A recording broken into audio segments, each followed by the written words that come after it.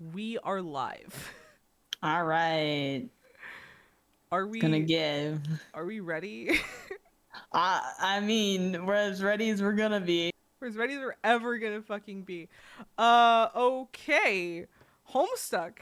I feel like we should give some preamble here. Why am I doing this to you, Quixby? Who are we? Also, first off, okay, so yeah, let's give a little introductions just in case All right. you've managed to stumble across this and are not familiar with either of us have not seen either of our stuff, which fair. We're both, what do we get? Both like Indie well, yeah, creators. 100 views per thing tops usually. Yeah. I feel like if Yeah, anything's gonna sounds all hit it, right. if anything's gonna hit it, hit the algorithm just right by accident. It's gonna be this, just because the pilot's coming out soon. It's coming back into popular consciousness. People might want some kind of helpful little guide to, pull them through the phenomenon, the force, the cosmic entity that is Homestuck. Uh, But to be fair, you're the Homestuck expert. I'm the yeah. Homestuck virgin that you've dragged into. So my name is Lily Polydora, same as the channel, and I do video essays. I draw art. I drew both of our troll sonas here. Put together this nice little stream layouts. I have commissions open. Kofi links somewhere. I don't fucking know. You can find them. You know how this shit works at this point. Um, and I was cursed. I was cursed with Homestuck. Homestuck ruined my life, killed my dog. It broke into my house. It touched all my anime figurines. It put these horse figurines in random fucking places, and I don't know where they came from, or but I also can't get rid of them for some reason. It I read Homestuck back in middle school and kept up with it pretty faithfully. I mean, I came in and out of the fandom at different times, but I kept up with it relatively faithfully until it ended around the time I was 16, give or take. And I have decided to revisit it now upon the pilot being announced, upon that trailer dropping, because I knew for a fact that not only did I want to watch it, but that maybe I wanted to talk about it ad nauseum, like the annoying internet prick that I am. And I figured that in order to do that, I needed to force one of my friends, at threat of death, to follow me, I'm being into held this. hostage. So I recruited Quixby here, who has never read Homestuck, did not know what a troll was before I forced you to read this, and who has now been been exposed to the majesty and horror that is the mind of one Andrew Hussey. Yep, I literally did not read Homestuck when it was a thing. I've never been in this fandom. It's funny because I know we nothing. we both went to I middle know school nothing. together. So the fact that the fact that you never got into this is slightly funny to me, because I guess I'm just shocked that I didn't just recruit you for the cult back when the recruiting was good. Honestly, I'm surprised too. Maybe there was just other things at the time that were always priority I over it. I guess, but yeah, we're both longtime friends, so that's the two We longtime got friends reading Homestuck together, and we got definitely not a hostage classified files on each situation. other. We That's do, how we deep it do, goes. we do. Oh my god, we could cancel each other very easily. We're both stuck with each other at this point, because if either of us separate, both of our careers are ruined. Uh, but I'm I have Quixby. I have I do like 3D animation storytelling and little meme shorts. That's what I do on YouTube. follow her on TikTok, follow her on YouTube. Um, all that. You do Twitch streams once a year. Yeah, I mean Twitch is an afterthought. Sorry, I'm a better YouTuber than Twitch streamer because I'm bad at yapping. I at least stream every week. And I usually stream with the Power of Luck, who I think is in chat somewhere right now. The Power of Luck, sound off if you're watching. Um, but me and him are doing a Percy Jackson book club.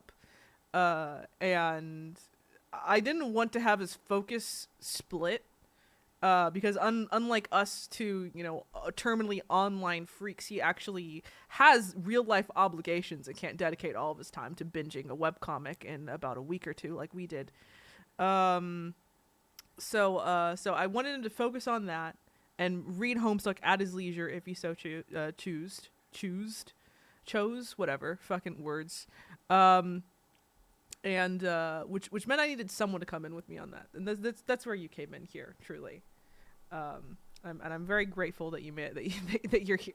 First off, just thank you for stopping by. No worries. I do it all over again. I got my apple soda. Are you sure? Doesn't taste like piss, so I feel like I know. That's fair. I feel like I know the taste of carbonated piss. I would probably know just by the smell. So, we're gonna spoil the shit out of Acts 1 through 4. We're not gonna spoil any further than that.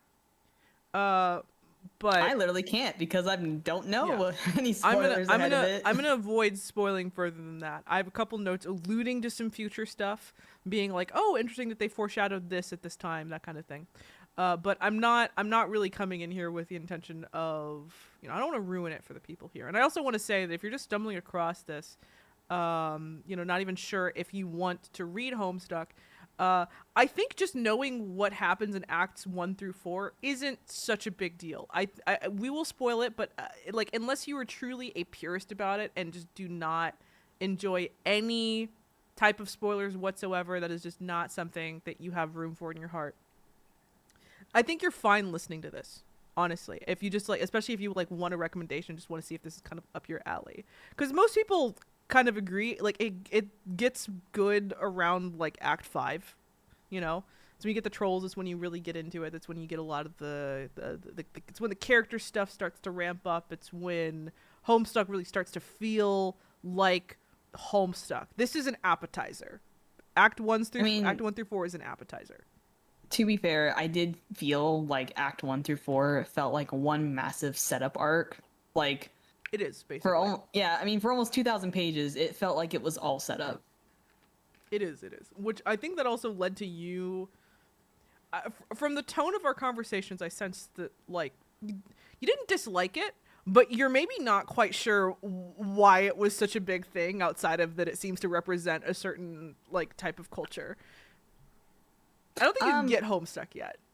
I don't think I get it yet either, but I don't necessarily hate it because there are parts where I was like, oh, this is kind of cool when it actually got into more of the meat of world building. But then there's other parts where I'm like, what the fuck am I reading? This is weird. It is really weird. It is weird is the key adjective here. But I do acknowledge even now, I don't think hardly anything I've ever seen exists like Homestuck's. I've never seen anything. It definitely is its own thing. So I can understand the novelty definitely being a major part of why it's successful, because even now there still isn't really anything like it. It is incredibly unique for sure. And yeah, I'll say at the time, having when I read it as it was coming out, just being involved in the culture too kind of added to that exponentially. Not only is it this really weird, unique thing that there's nothing else out there quite like it, that is being super influential in real time to all sorts of artists and projects. Without Homestuck, we wouldn't have Undertale, probably wouldn't have Has Been Hotel, Hell of a Boss, probably wouldn't have, a lot of that good shit that we love on the internet nowadays. But add that to just the insane amount of fan work and the insane amount of fan interaction going on, the fact that it was kind of everywhere, that everyone had their own takes and their own opinions and their own theories and, hot takes, headcanons, etc., etc. It meant that, there was no experience can ever quite replicate being in the shit in Homestuck at the time. I mean, the connection I can make and similar to that is Homestuck was the first phenomenon in terms of what we have now today as Five Nights at Freddy's, where it's I was a part of that fandom when it first started. Oh my god. So it's kind of it's kind of the same thing where the fun part was being involved with all the theory crafting and the lore and interacting with the community to solve learn more about Five Nights at Freddy's and like piecing together all the pieces. And I'm sure Homestuck had the same kind of phenomenon I'll say period different. with it too. Never been all that involved in FNAF. Different vibe from what I understand though. Homestuck is like uh, I'll say I might have accidentally overemphasized the role that theory crafting held here, because it really wasn't too much about theory crafting specifically so much as it was like we haven't gotten to that part yet, so you wouldn't understand this. But Homestuck is basically like a melodrama. You know, it's like a lot of good comics.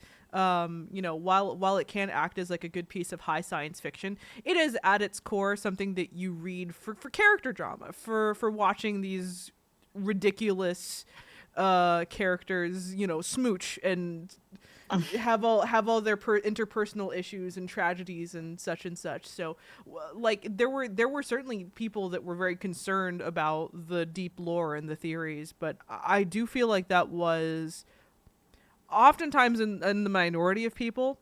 And a lot of what I remember being a lot of the theory crafting stuff had to do with trolls, people theorizing about how troll society was set up and what was going on with all that. And you'll see some of it when we get into Act 5, of course. That is the troll act.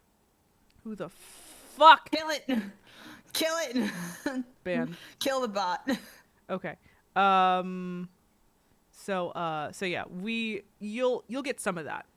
But yeah. Well, FNAF fans are gonna have trouble if they want character trauma, right? Like, they're not. They're coming to the that's wrong fair. place. Where Homestuck, it's like the draw for a lot of fans was the character drama, and we haven't gotten to that part yet. We get a taste of it with Dave Sprite. We get a taste of it, but not yet. I mean, that's fair. I mean, it makes sense that the characters were a big part of the Homestuck fandom because a lot of it is dialogue and interactions across all these variety of characters, and I'm having a hard time actually keeping track of them if they weren't color coded for You'll- to help me remember who's who. You'll learn. You'll learn eventually. You will know. You will know in your heart, like I do. You'll be cursed with knowledge. But I do like the fact that the trolls can smell the flavor of the text. I was like, okay, that's interesting. Mixolydian, that Mixolydian, that's pretty good. Like, Homestuck is such a big thing; it's really multiple things. That's about right, honestly. It's that's about right. I like you can be into the sci-fi stuff. You can be into just the like the kids in the main beta session. You can. Most people are just into the trolls, this and that. All the like the different like, oh god, Mixolydian, you remember Sad Stuck? You remember shit like that? You remember all those like, Is that all AUs? those kind of. Oh my Kind gosh. of, it was just like different genres basically of Homestuck fan fiction and fan art that would happen, where people were hyper fixating on specific aspects of characters or aspects of the story. I'd say all the time fix that completely discard any of the game stuff, any of the human stuff, and are just about the trolls on their home planet doing stuff. Yeah, like tell me it's like putting the word stuck after words and claiming it's a thing. I mean, yeah. I mean, yeah. It's also I feel like the best way I can describe it to you, because I know you were more into Undertale, is all those different like thousands of Undertale AUs that happened. Homestuck did that Yeah. first. Okay. I mean that checks out. I understand what you're talking about. So yeah, but again, also with like maybe not all of them are necessarily AU so much as just like hyper focusing on a specific aspect of the story. And it always happens to be one aspect. That's the trolls. It's always the same aspect. I can't wait to see the trolls. As you said, if I don't like Act 5, then You're I'm great. not You're going gonna to be have a your Homestuck favorite. fan. You're gonna have your favorite. I mean, you've already seen at least the troll that I modeled your troll Sona after, more or less, Terezi. She's very hard to read because she types with like The leaf caps speak and like numbers. with the 413. Yeah. Yeah. Yeah, but she inspired a lot of your design. You share a blood color with her. I know I like the design you gave me. I think it's super on point. I like it a lot. Okay. I let me like actually crack open my notes here. Um, I got like 9 pages of notes. I told you to take notes, so I hope you took notes. Just get my phone. Let's see. I have a drive, a Google document here. We're gonna dig into it, and I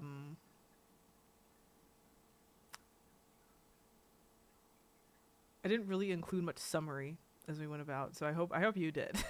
It was mostly just my random thoughts as I was going along, and occasionally me going off into tangents as I remembered something specific. Kitty, can you please not do that? Thank you. Is your cat harassing you? Yep. Mine knows how to behave. She's in her chair. She's clawing my chair. Huh.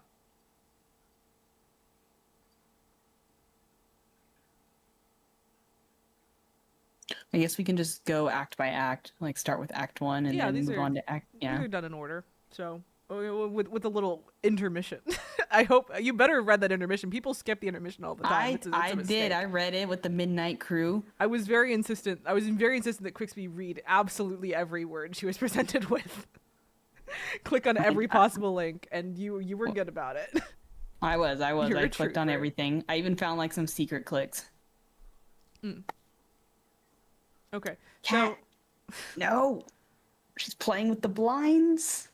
So I remember the act. So with Act 1, I remember I read the first two. We read the first 200 pages or so together, and then like literally in a Discord call, before splitting off because we had so many pages to get through for to be in like. Oh yeah, it just is a lot. It was like 2,000 pages. So easier to do that than trying to talk out loud, trying to voice act it at each other. And though I think isn't there even like I'm sure someone's done like the entirety of Homestuck voice acted. Like I'm sure a few people have, honestly. And there's I'll show you some like famous like comic dub clips on YouTube. You'll have to come across them eventually because some of them are just too good to miss out on. I bet. The classics, absolute classics. You know Octopimp, the guy who did 50% off that like parody of that one swimming anime free. I think so, actually. Yeah, You yeah. probably showed me it. He did a bunch of Homestuck comic dubs back in the day, and he basically helped like codify a lot of people's mental images of the trolls' voices. All right, so Oh. he's a staple Known in the as- community. Says no one has successfully fully dubbed it all the way. Octopus was the worst thing to happen to Homestuck ever. He Oh does my it because he gosh. deleted all the Homestuck videos. Listen, I wouldn't say I understand the spirit of what you're saying. I wouldn't say he's the worst thing that happened to Homestuck ever. I'll say he was a positive influence on my perception of the comic. But I also said that Homestuck ruined my life, broke into my house, and killed my dog. So you know where I stand generally. And I love it also. It puts you in a chokehold. Hussy is God King, and they're the reason I'm like this. But yeah, okay, so Act 1. And I think literally my first bullet point after like haha we read the first 200 pages together was that it takes a little while to pick up because Act 1 is like a lot of like fucking around. I think is the technical term, fucking around. Like, it took me a minute to realize, like, oh, this is like a world that the characters literally just live in game mechanics. Like, that's literally what they do. The first 80 pages are a hurdle, which is why I had to hold Quixby hostage here. Around the text adventure video game aspect of it. I told you about this actually while we were starting off, which is that he would at first accept user commands from a forum. And so as a result, a lot of the early stuff is kind of just like fucking around, it's a lot of like doing random shit, doing this, doing that, testing out this and that, and it has the feeling of someone picking up a video game for the first time and just kind of like messing around until they figure out what they're supposed to do. I mean, that's also what, our main protagonist, Egbert John, is like. doing. I mean, he's trying to feel out his own Sylladex and like how it works, and he's messing around. I mean, you get the history that his family comes from Mm. like a line of pranksters, hence the weird Harley Quinns around the house. I'm glad you're a video game person, so all the weird terminology will be pretty instinctual for you. Yeah, no, I get it. Like I thought once I picked up on the fact that like, oh, okay, this is a world that literally like has game mechanics as part of like the quote unquote powers and just the way of life of how these characters live. So I'm Hussey's a like, all coder, and it right, shows. yeah, nerd. He's a nerd. Uh, so yeah, I will say though that it is fun. It takes a bit to pick up, but I do try and insist to people that it's like it's not that the first part is bad. It's quite fun in my opinion. Like there's a lot of all the music, the animated visuals, all the dialogue, much like there's all these like little flourishes of artistry in this early part that really start to show you why it's like worth reading and keeping up with. It did grab people pretty quickly. There's a reason why after a while it starts to pick up because Hussey got so many forum replies that like he basically had to stop taking suggestions because it got really popular really quickly.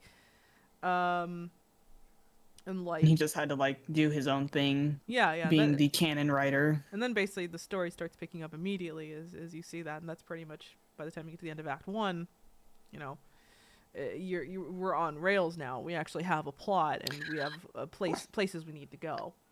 Yeah, I mean the whole point of Act One was like, okay, you get to get a feel for some of the characters, you get to see some of how their like Syllodexes work and how they can interact with their environment in space, and then you deal with the setup of like, oh my gosh, a meteor's gonna hit your house if you don't like figure out Spurb, So the beginning of Spurb. we can go back a bit and just say, so what's the initial plot of Homestuck? What are we just presented with? So we meet John Egbert. It is April 13th. It is this young man's 13th birthday, and all he wants to do is sit down and play a video game with his friends, Rose, Dave, and Jade.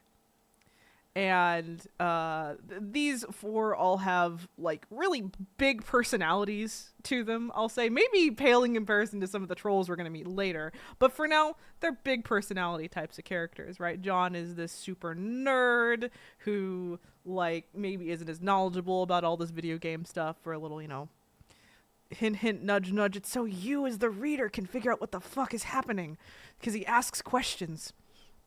Dave is like also a nerd, but one that presents himself as this like ironic, cool guy who is very much tries to act like he's not affected by anything. He makes a lot of really stupid jokes. He's a white rapper. He's cringe. He's cringe affectionate. Oh, he's cringe. He's cringe affectionate. I can't believe it. As teenagers, some of us actually thought that this little white boy was cool, but like he is sweet, is what he is, even though he tries to pretend he's not. Yeah, Dave and Rose are acting as our tutorial. Dave is much more knowledgeable. Rose is also very knowledgeable, but like actually presents herself as being an intelligent young lady who has a fraught relationship with her mother, who was my favorite for a long time as a glasses wearing nerd. as a glasses wearing nerd who wrote a lot and spoke in big words and that kind of thing. She was definitely my favorite. I do like Rose, but I can't help it that she looks like Mandy from like, Grim Adventures. She does. She does. That's fair. And then we have Jade, who's introduced later, but she's kind of like she's the bubbly one. She's the happy one. She's the one to balance out. She's the one to balance out all of the two cynical assholes we meet, Rose and Dave. Affectionate. I love those cynical assholes. They're my favorites. Jade is whimsical. I like her whimsy. Mixo Liddy saying the second you become them, their IQ drops 500 points. Yeah. Yeah. Like basically. Not everyone means the opposite of what they say, the way Rose and Dave always do. I think that's actually literally a direct quote. But yeah, Rose and Dave oftentimes mean the opposite of what they say, and there are a couple times where there's a couple lines I actually picked out from them, from Dave especially, where there's like layers of truths and untruths to what he's saying that get interesting depending on your possible interpretation of it. And I'm interested in bouncing off some of my interpretations as a longtime fan against yours as more of a new fan. Just certain things that I like picked up on the second raid, perhaps, with the context of what I know later on. I mean, it's also pretty obvious that Rose and Dave, like, they care, but they don't want to come across as showing that they care. They care, and Rose's she got that anxiety brain where she interprets everything that anyone does for her as being like a thinly veiled jab or an insult of some kind. Yeah, she doesn't think the best of people. She does not. where Jade and John typically do think the best of people, characteristically so. Until he gets his butt handed to him by his bro. Dave, yeah, Dave is... Dave, yeah. We'll talk about Bro. Bro's interesting. I'm curious about your read on Bro. Bro scares me. Bro scares me. Oh, so okay, you got that read. Okay, interesting. I'm like, why does he have such god tier moves? Interesting. Why are all the adults so powerful and I feel like they all know something that the kids don't know? I feel like you're psychologist, your therapist, so your tentacle therapist, so to say. See, you're writing down things like, interesting. So that's how you see that. Okay. I do. Okay, where else? Oh yeah, so yeah, by like halfway through Act 1, it should really dawn on you just how multimedia this multimedia project is. I think you even accidentally called it a video game a couple times. That's how it feels. I mean, the interactive sequences so far definitely give it that like point and click video game vibe, even if it's just like as simple as like a flash game where it's not like super in depth, but like, you know, the interaction parts definitely add a whole nother layer to Homestuck that I feel like kind of enriches the experience, honestly. It is good. I think the fact that it is a webcomic, but okay, Gerard. Okay, I think I got that right. Quixby's reading it for the first time. I read it as it was coming out back when I was in like middle school, high school. I literally have read nothing of Homestuck. I know nothing, and so I am definitely reading it for the first time, and I'm like, what is this? So keep spoilers to a minimum. But I am. But if you want to talk about any fandom stuff, I'm open to it and will happily do so. So okay, what do we got here in my notes next? Let's see. By about halfway through Act 1, you start to be getting a feel for Hussey's writing style. You know, the fact that he likes his SAT words, he likes his $5 words, he likes using a lot of coding lingo. He does slang in a way that leans into this like hello fellow kids vibe, but is also has that layer of irony where like he knows that it's lame. Certainly, there's layers to this irony. I've as far as I've seen, Hussey uses any pronouns: they, them, he, him, she, her. I oscillate between they, them, and he, him. Mostly just due to my history with it. Yes. A lot of people default to they, them, because that's, I think, easier for like script writing purposes. But yeah. So, but yeah, uses a lot of like this hello fellow kids type slang, but kind of leans into it. You know, like they know they're bad at it, but also has, so, you know, but it so has these characters that use it in a way that's intentionally kind of lame. And also I think the comic is like genuinely just really funny. Actually, I definitely took a lot of pull quotes as far as like certain memes that I remember, or even things that I just like found funny even to this day. I hope you read all of Sweet Bro and Hello Jeff, because a decent amount of that was from that. That comic is insane. Yeah, the comic, that's what I told you earlier. The comics are freaking out of this world good. Weird. So unironically amazing. One of them just literally a brick wall. That was good. That was good. That was art. That was fucking art. But yeah, but also at this point we're getting some flavors of character thus far. We were talking about Dave, Rose, Jade, John. Before, as far as Act 1 goes, it's like sprinkle in a little bit of characterization here and there. We're just starting to understand them through the pester logs. We're with Act 2 through Act 2 and 3 and even 4. Then you really start to crack them open a bit. Or at least just barely you start to anyway.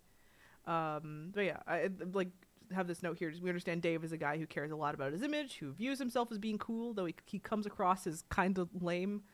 Yeah, talked about that. White rapper from Texas. It's peak humor, honestly.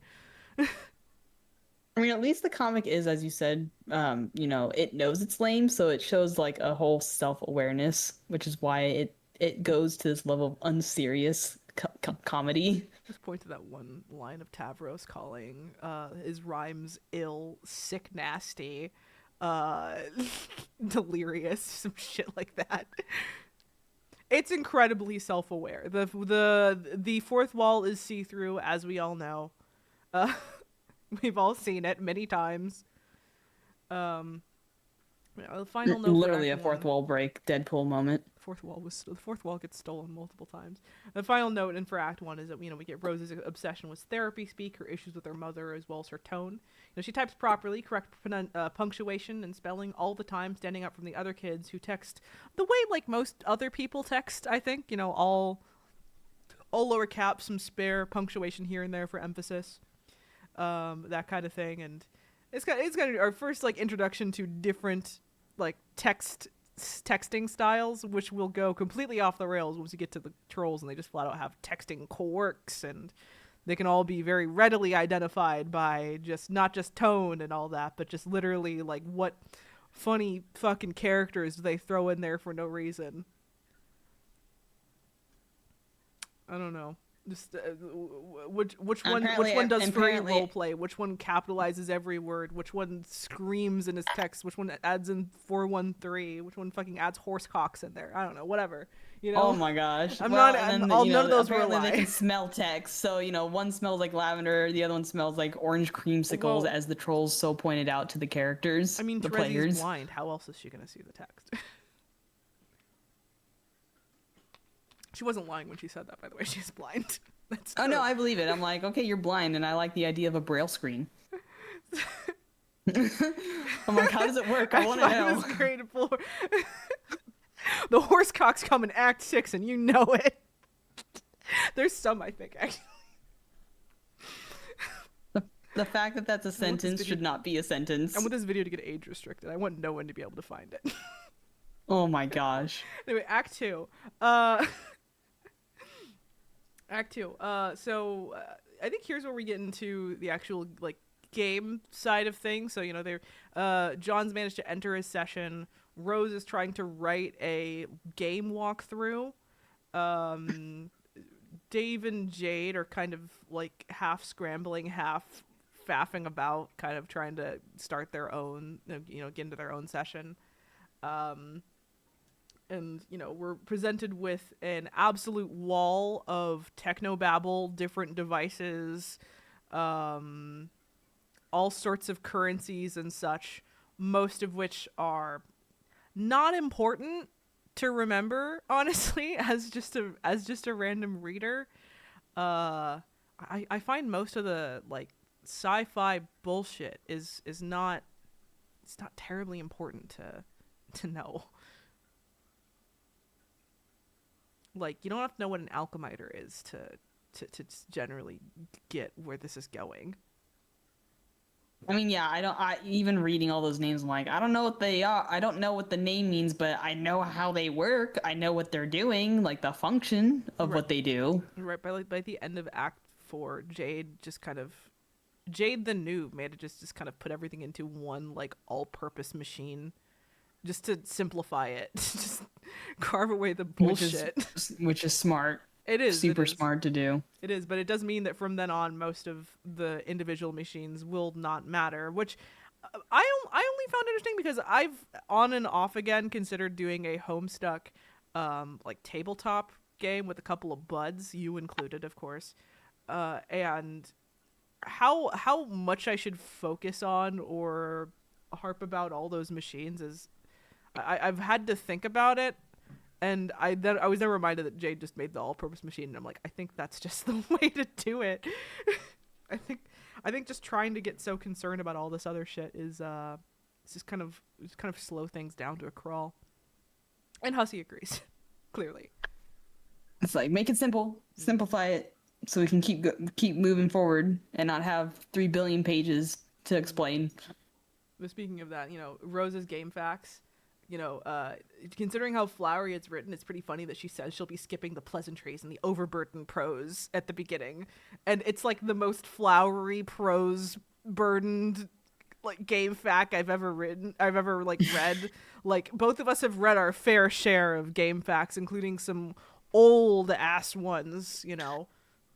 No, I saw this. I literally saw this site. I'm like, I've been here. This is old. I know this place. I know this place. Yeah, Mixo, it's literally purple prose. That's the joke. It's funny.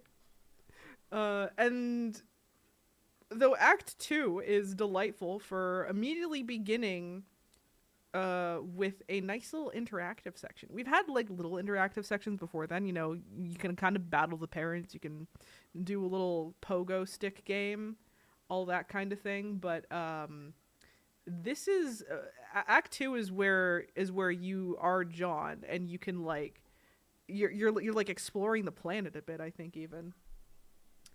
Yeah, it in the place that looks like the land of wind and oh my god, I don't remember all these names. I'll be honest. Wind Act and 4. Is that Act 4? Am I confusing something here? There's a different. I did take a note of an interactive section in Act 2. I might be thinking about a different one, but either way, I might as well just talk about it now if we're on it. It is very cool though either way, and I made sure to just go through every nook and cranny nook every time he runs around his house. Either way, I made sure to go through everything.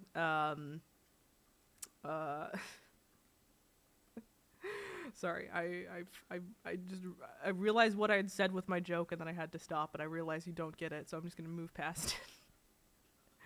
Oh, my bad. It's fine. Either way, every time there was an interactive section, I tried to stop and do absolutely everything. And in a way that I don't even think I really did the first time I read it. And this time, I think I even did a lot of these interactive sections multiple times just to like double check, or if I realized that I did something wrong, like in the Act 4 part where he's on the planet. There's a part where you can put you can receive a tablet with like a hat order on it, and you can put in a hat. And I realized that I had like discarded the hat earlier by accident, and so I made sure to like do it right on a second run through. I probably did that section wrong, but I tried. I searched around and collected everything, but I don't think I put anything in. Did you at least use the telescope? Look out. I don't think I found the telescope. Didn't find the telescope would have just been in your inventory. There's like a part on the north part of the map where you can just go back to the page later if you're curious. But yeah, it basically just shows you the image that I'm using for the background here. Oh, it shows where his old house is. Yeah, the house. It's way up on the first gate. Yeah. So yeah, there. Also, this is again, I think I found out by the time we were done with reading through Act 4 that Homestuck.com, the official, because we use the Homestuck collection for this, the unofficial Homestuck collection. But I found out as we got to the end that Homestuck.com has in fact been actually going through and fixing a lot of the old stuff. So previously Homestuck.com was like shit, right? Like a lot of the interactive sections were just turned into like still pages. A lot of it didn't function. The change over to HTML just like did not work whatsoever, and it would like regularly be broken. And before we started this, as we were starting reading this, it was completely broken. Every single page was I'm getting that mixed. Every single page was like dead. It was all like 404 not found. But now, yeah, they're doing a new version. They're releasing it slowly. It's not completely out. I think they've got up to like the end of Act 2, give or take. That was the last time I checked, at time of recording. And yeah, so they're re-releasing it, and it looks like they're fixing it properly. I did double check a interactive page or two, and it all end of Act 3 now. Okay, yeah, I did check an Well, interactive page or two. It looks fine. didn't they get a freaking cease and desist though for the unofficial? They did, which is shitty because for the Yeah, longest which time is that was the shitty. only way to read it. Um, like 100 pages per day daily. Well, still for our purposes, because we were trying to get up to Act 4 to read that today. And they're not even there yet, so we just needed to use that for our purposes. For a long time, it was. Well, I mean, aren't they like being brought up in? I heard they were like being brought up in court or something. What's going on with that, Mixo? Like, it was. There's some. There's. It's, I guess I should have fucking known that. That's the fucking tagline of Homestuck. It's all very complicated. Either way, they had to take down the main landing page website. You can still get it. So, it's not completely gone. It's still, you can still download it, I'm pretty sure, even right now. But there's some bullshit happened with that, which to me seems a little fucked up just because, like, didn't Hussey put a link to the unofficial Homestuck collection like on their like link tree for a while? Wasn't it like presented as like the way to read Homestuck for the longest time, and now apparently they're in some kind of complicated legal thing with Viz? It's insane.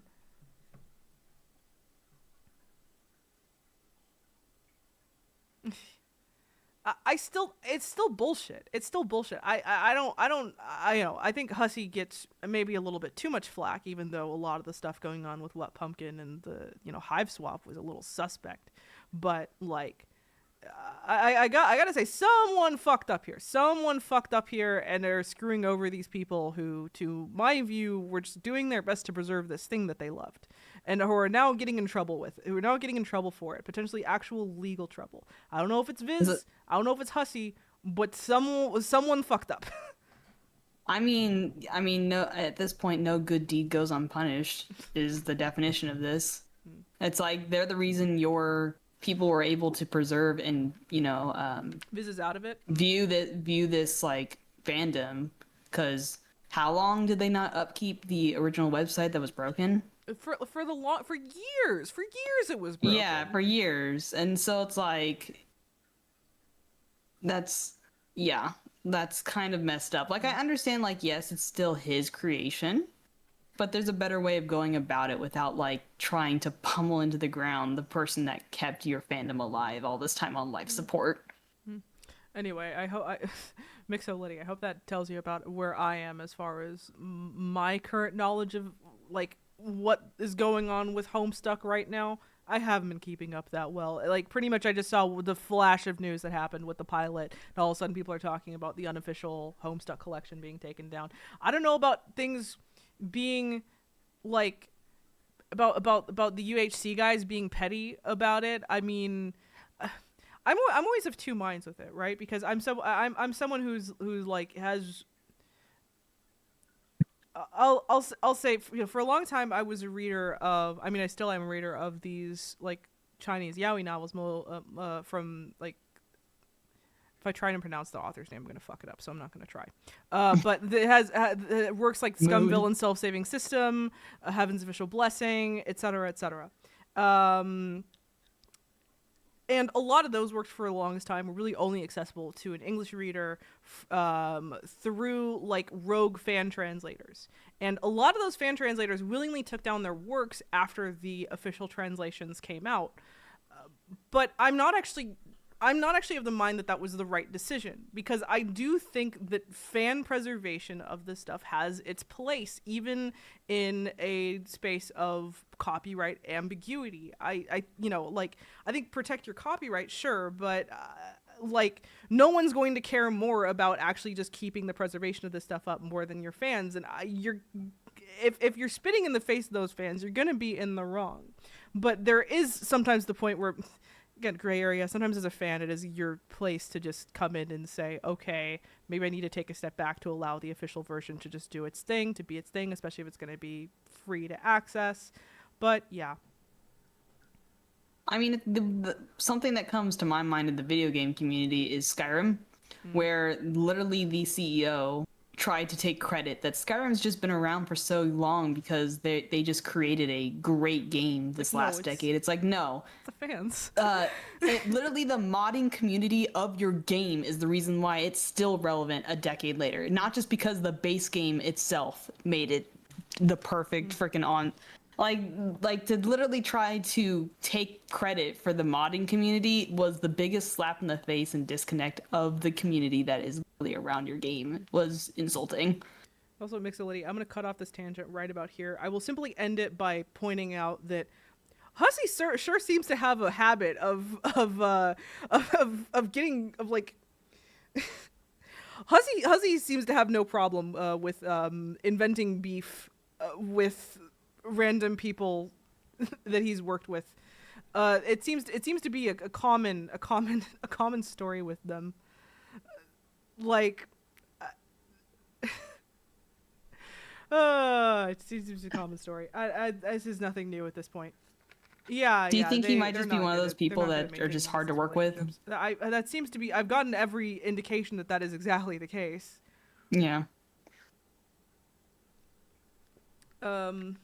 I mean, like, has friends still. Obviously Toby Fox, still like goes to bat for them to some extent. I think they were actually personal friends though. But I think as far as professional relationships go, Hussey is maybe not the best maintaining those because they've managed to leave a lot of disgruntled employees in their wake after the whole Hive swap thing. And if I ever force you to play that game, I will actually do my due diligence and like sit down and really research what the fuck went on with that. Or I'll just make you watch the Sarah Zed video. Like maybe we'll just do that. maybe we'll just make you do that so to save myself the trouble. That's a good video. It's a good video. But okay, where even are we? Oh my! So Dave is a white rapper. Okay. The meta stuff. I think we're getting close to like the end of Act 2 into Act 3. Am I? I'm not. No, I'm not. I'm certainly not. Wow, am I not? We were just jumping around a lot. Okay. I think Act 2 here we got Dave's introduction actually. I mean, verify claims in whatever video essay you watch always. But though I do believe Sarah Zed to be an actually pretty decent researcher. I'm decent enough that I believe that whatever she came up with, I doubt I could come up with much better.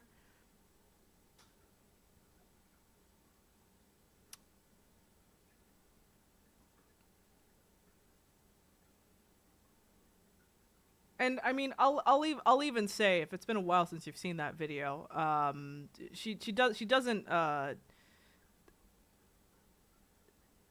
she implies certain things. She implies a certain bent, but she tends to be pretty decent actually about giving everything a fair shake.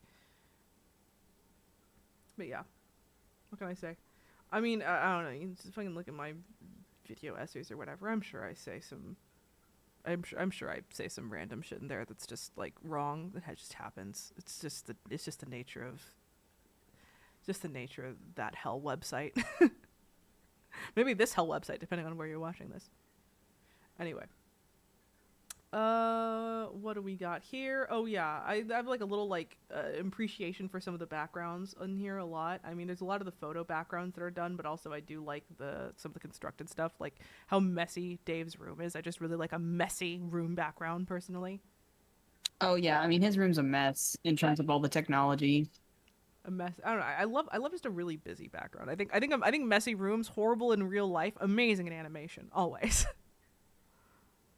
Gorgeous in animation.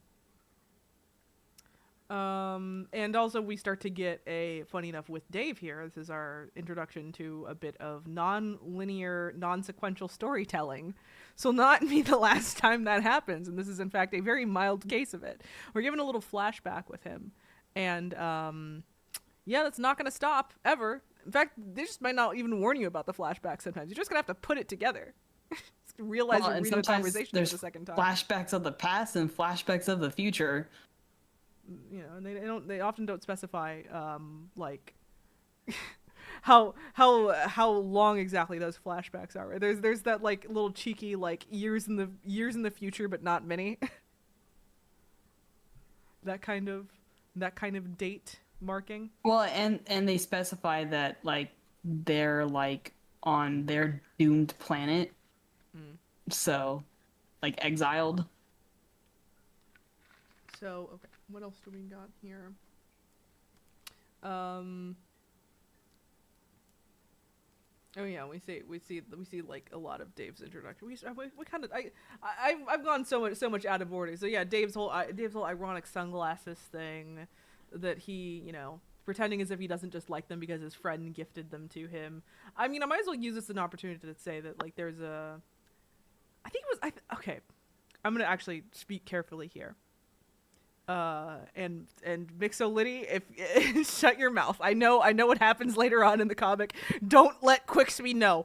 But I will simply say there's a theory going on around this time that Dave had a crush on John around this time. Dave had a crush on John. And I'm curious about what your read is on it, about how Dave seems to seems to view John as a person, as a friend. Ad cut me off perfectly. Nice. I was just throwing Quixby that old theory that you will not confirm or deny about Dave having a crush on John.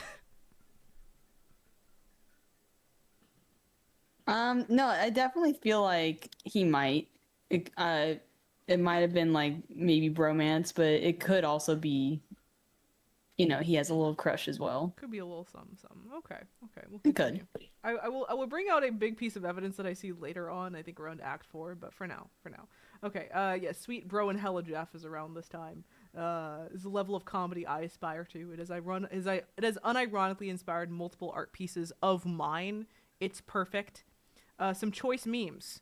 It just keeps happening. Ah ha ha ha! How high do you have to be to do something like that? We're making this happen. The big man has the rock. Shit, let's be Santa. Wow, what were you were you expecting Einstein, the tooth fairy? Nuff said. That was horrible delivery. I think that about goes. I think about works though, and the plot thicken, and the final page is him sucking a dog stick. It's absolute perfection, absolute art, honestly.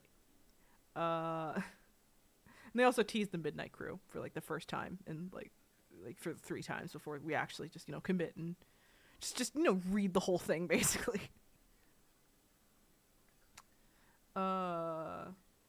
Oh, Quixby, would you like to? I saw your message. Would you like to BRB for a second? We can take like 5. We've been going for about an hour. Yeah, let's take a 5-minute intermission. Okay, we will be right back.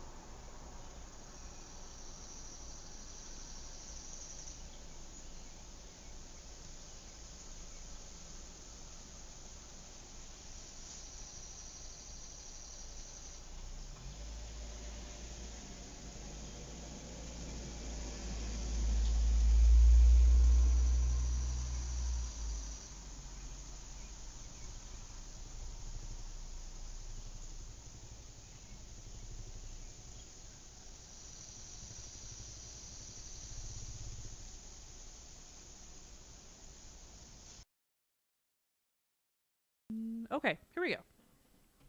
We are so back. We are back. Technical difficulties, guys. It happens. Okay. Okay, so we had a little tease of the Midnight Crew, first of like 3 before they actually just pull the trigger and let us, read it actually. But oh yeah, okay. Rose and Dave's dynamic. One of the more popular dynamics, I think, amongst the 4, aside from a bit of John Dave Yowie, which the fandom partook in for sure. But I enjoy how much like on each other's bullshit they are. I enjoy how much they like. Oh, they call each other out all the time. They call each other out, and also they have the same weird brain in a lot of ways. This one articulates it well, and the other one decides to try to like speak with cool kid slang. Fittingly, considering what we discover at the end of Act 4, they act a lot like brother and sister, don't they? They seem to kind of not be able to stand each other. Clone babies. Clone babies.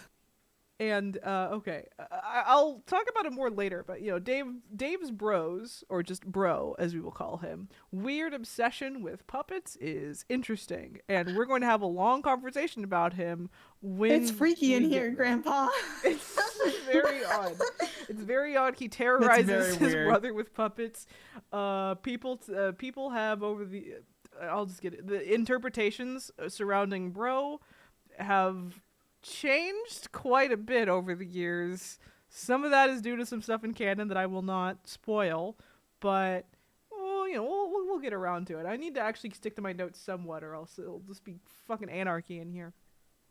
Rose's mom is a little easier to talk about at this point because she's pretty straightforward. She's a woman with an alcohol problem who loves her daughter and tries to show that love by buying her things and throwing lots of money at her issues and interests, but who has never really learned very well how to engage with her directly, leaving their relationship to be strained, to say the least, to the point where Rose is half convinced her mother does most things to spite her, because most of the displays end up coming across as so tone deaf and over the top. That's the only conclusion to overthinking Rose could reasonably come to.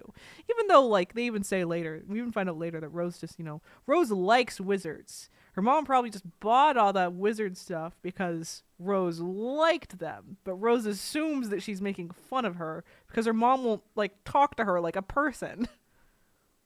And Rose is an angsty teen who, also refuses to talk to her mom on principle. But that doesn't stop their one-upmanship. It doesn't, but I hope you saw the little thread there where it's like we're gonna actually learn more about the parents later on for sure, and the idea because they're labeled as guardians, so like that's a whole category. Like they're a category group for a reason. So I know they're important. By the end, they will be proper characters in their own right. Hint, hint, wink, wink, nudge, nudge. No, she doesn't know Vixo Liddy. Don't say anything. I don't know, but they all scare me. I'm like, why are you all so freaking powerful? From what we learn about Rose's mom later on, I think it's actually very unlikely that she was engaging in any kind of one-upmanship type thing. I think it is my interpretation that was all in Rose's head, and that her mom was being very genuine the whole time. Oh, no, I know that was in Rose's head. Mm-hmm. I'm just saying to her, it was a one-manship. For the mom, I'm not saying that's what it is for the mom. Mm-hmm. And then you see Jade here, who's incredibly sweet. She's like the one person that Dave is soft with, dropping the irony and low-key becoming a different person. His crush on her is as obvious as anything, for sure. And we also get some of Jade's weird perception thing here. Something's weird with Jade. As we find out. She's definitely a lot of things. She knows more than the other 3. Like way, way more. She seems to know about things from the future. Even. And Rose and Dave call her out on it multiple times that she says things that she shouldn't know about. John seems to not see the problem with it for a while, at least. Eventually he starts getting creeped out by it. Mm-hmm. And also we see John's first genuine attempt at a fight in which he just falls over because the hammer is too heavy and he's a noodly 13-year-old. For now, he's very bad at fighting. But you personally will help him level up later on and actually teach him how to swing that big hammer. It's okay. He's just button mashing right now. He'll be fine. And we also get nana sprites. So one of the little one of the mechanics of this game is that they are given these sort of kernel sprites, these prototypable spirit orb things that you can throw other things or people into it and like program them basically. I'm forgetting the actual words that they use here. My bad. But the first one he throws in there by accident is like a big puppet that has its arm like sliced off and it's like has like an eye sliced through. Um and the second one is his grandmother's ashes By accident. by By accident. accident. By It accident. was not like done on purpose, unlike the other ones. But we do find essentially a method of revival here. As I mentioned, a method of like reviving someone from the dead, which is that you can program their body, even something as like removed from them as their literal ashes, and it can bring them literally back to life within the game. And she acts as a sort of esoteric riddle loving guide, and That's the, as well as a baked goods loving guide. that's the Harley Quinn that she's mixed with. I mean, to some extent, yeah, but also as we see later with Dave Sprite, who is very candid about, talking about his experiences as a sprite. It seems to be almost programmed in them, it's a compulsion for them to kind of present things in a riddly way, and he only he has to make an intentional choice to not to just be straightforward um fucking there's a specific word for it. I don't think they've used it in comic yet, so I'm not remembering. To our Dave, let's say. I mean, I mean, the game's obviously got rules and like certain protocols that it has to follow a certain way. Hmm. They can't just outright give away, oh, this is exactly what you need to do. That kind of defeats the purpose of the exploration aspect of the game. But Dave Sprite chooses to just tell him, and as do a lot of. So throughout this whole time, right, these guys are getting messages from these trolls, call them like internet trolls. We're not talking about aliens yet. Yeah, literally, they're literal trolls, but they're also like they're actually trolls. Yeah, they're these other kids who we later find out are also playing their own version of the game, who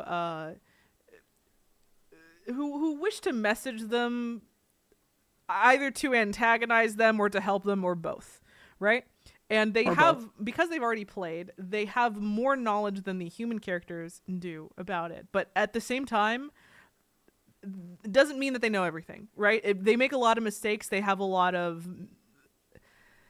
they basically happens. So at one point, a troll, Terezi, tries to convince John to skip forward to oh, thank you, Gerard. Gate 7. Gerard for the follow. Love it. Thanks, Gerard. Thank you. Thanks for following. They tries to trick him to go to skip ahead to gate 7, basically cheating. She is kind of playing a trick on him, but it's clear that she also kind of thinks she's helping at this point, though we find out later that this will just kill him. Oh, it is? Oh, that's fun. Okay, I'm playing Kingdom Hearts on Wednesdays, so that's why I have that set. I was just too lazy to switch it to a Homestuck thing. Uh, we also love Kingdom Hearts in this house. Kingdom Hearts. Playing Rechain of Memories right now, which is so bad, but we're gonna get through it so we can play KH2. But so where even was I? Okay, so yeah, we find out later that this kills him, and that basically Terezi was more or less mistaken, though how much she actually expected him to follow through with that is a little unclear, because she's not really straightforward about anything she ever says, as seems to be the nature of the trolls. Oh yeah, I mean we'll definitely be there next Wednesday, same time. So we're at like 6 p.m. Pacific Standard, give or take. So just pop in. We're usually streaming for like about 2 hours. It's not with Quixby, it's with another friend of mine, though she pops in from time to time. I pop in. Mm-hmm. but yeah, I keep on getting sidetracked. I'll see a message. I'm like, ooh, that. Let me answer that. Let me say that. It's like, oh, I love that. I squirrel. love the chat. I love it, but I get so distracted. That's my fault. It's like a cat with like the red laser pointer. So You must chase it. it's unclear exactly what she intended by it, but what is clear is that she didn't know as much as she thought she did, and that it almost killed someone. That seems to be the trolls. That's in why general. future Dave comes back into the past to prevent that from happening. Yeah. So we John dies, and there's a future in which also Jade seems to have disappeared at some point, and Rose and Dave are basically stuck alone on a doomed session. And so Dave, using his cool time powers, his cool time turntables, Knight of Time. Cool. He's the Knight of Time, as they keep on saying. Goes back in time, programs himself into the Colonel Sprite, and acts as a wise guide, preventing our Dave from programming Lil Cal in there, who is not only annoying, but I can say for spoilery reasons, is definitely a very bad choice to program a Sprite. Yeah, I thought programming Cal into it was like the worst. I thought the Crowbird was really cool, but then it was like, oh, putting Cal into that, it made it obnoxious. Your instincts about there being something off with Bro and Lil Cal are very on point, and I can't explain why. I know you can't tell me, but yeah, no, dude, his bro freaks me out. I'm like, this guy has there's something like, off about him, and that is intentional. Though I remember as a teen, though, most of you just thought Bro was like, ha ha ha, he's so funny, he's such a cool guy. Oh, Dave's bro's so cool, because Dave said he's cool, so I believe him when he says, oh, he's so cool, haha. It's like, oh no, there's something like off with him. There's something wrong with like a capital W wrong with with Dave's bro. Not just a capital W, like all caps, wrong. Wrong. So yeah, let's he triggers my fight or flight response. I think that was around here with Nano where we get the first instance of the word paradox, a word that you'll be hearing a lot. Paradox space, paradox clones. It's like anything that cannot be paradox but still slime. Exists. Yeah, puppets rule, and that's all there really is to say on the matter. Exactly, Gerard. Exactly. The puppets were freaking creepy. Even I was creeped out. I'm like, this is unsettling. Dave starts having like a panic attack at one point when he like perceives the puppets. No, it's valid. It's kind of insane. Okay. Yeah, we get a drop of the word paradox, something that at this point will not make much sense. But by the time you get to the end of Act 4, like you understand like paradox clones and paradox space a little bit. You're starting to, at least. Yeah, I'm kind of getting it. I'm not gonna say I fully get it. Like I'm still figuring it out. But like when you deal with time travel in general, it's messy. Oh yeah, for sure. The Homestuck gives regular show vibes, except it knows it does, and it's extra detailed to explain why. Homestuck is what if regular show actually expected you to keep up with what the fuck was happening. Yeah. But regular show is like, it's very much like, it goes so off the rails that there's a point where you're not expected to really even process it after a certain point, right? Like, yeah, I mean, you're just like, you can't predict how it's supposed to go. You're expected to just accept it, right? But the Homestuck, they really actually want you to be able to like catch on to and even anticipate certain things by just understanding certain ins and outs of how just the world works. I will say this though, the recaps though were very helpful to me because the recaps explain things that like I didn't understand or pick up on, just like how certain panels, like there were just certain details where I'm like, oh, I didn't know that, that were explained in the recap that I didn't get within the read. The recaps are definitely helpful. Yeah. Especially for a first-time reader. Doubly especially if you were reading it as it was coming out and we're maybe getting like weeks to even months between certain releases, certain drops. So I mostly skipped them this time around because I was like, I know what's happening actually. And let's see if I regret that or not. We're gonna find out. Okay, here I have my big chunk about Dave's bro that I wanted to talk about. So opinions and interpretations on Bro Strider tend to vary. Let's get into it a bit. So I find that there are two types of fans. There's those who think Bro is kind of an inherently funny character and those who don't. But either way, he's not what I would call a good guardian and mentally seems not very well. Like we said, there's something wrong with Bro Strider, certainly. Objectively, the way that he treats Dave and generally acts versus the way that Rose and John interact with their parents is presented very differently. Yeah, like just think of the differences in between the two fights that they have. Right, the fight that John has with his dad, where it's mostly just like them pulling pranks on each other and him trying to get him to eat Being some goofy. cake, and just like the worst that happens is that John gets a pie in the face, like a pie, like a pie tin of like whipped cream. Like it's very harmless, it's very goofy, it's very Looney Tunes kind of fun. Bro pushes Dave down a flight of stairs. That's not Yeah, great. like I mean, I know it's like framed as like a funny haha meme, but like that's not great. no. Like framed with an in-universe meme even, but like that's, it's still Well, and like he uncomfy. roughs him up pretty bad too, where he's got like visible like scrapes on him. He does. He did warn him, bro. He did warn him about those stairs. But still, uh later in the comic they will specify the exact nature of this relationship. I will not get to that because even the specification existing to some fans was a little bit controversial, because there are some people that were Oh. attached to Bro as being a genuinely cool, aspirational kind of guardian. And as I said with Rose's mom, if once you get to know Bro more as a character, reconciling this can become a little difficult. He's a villain. I'm calling it now. He's a villain.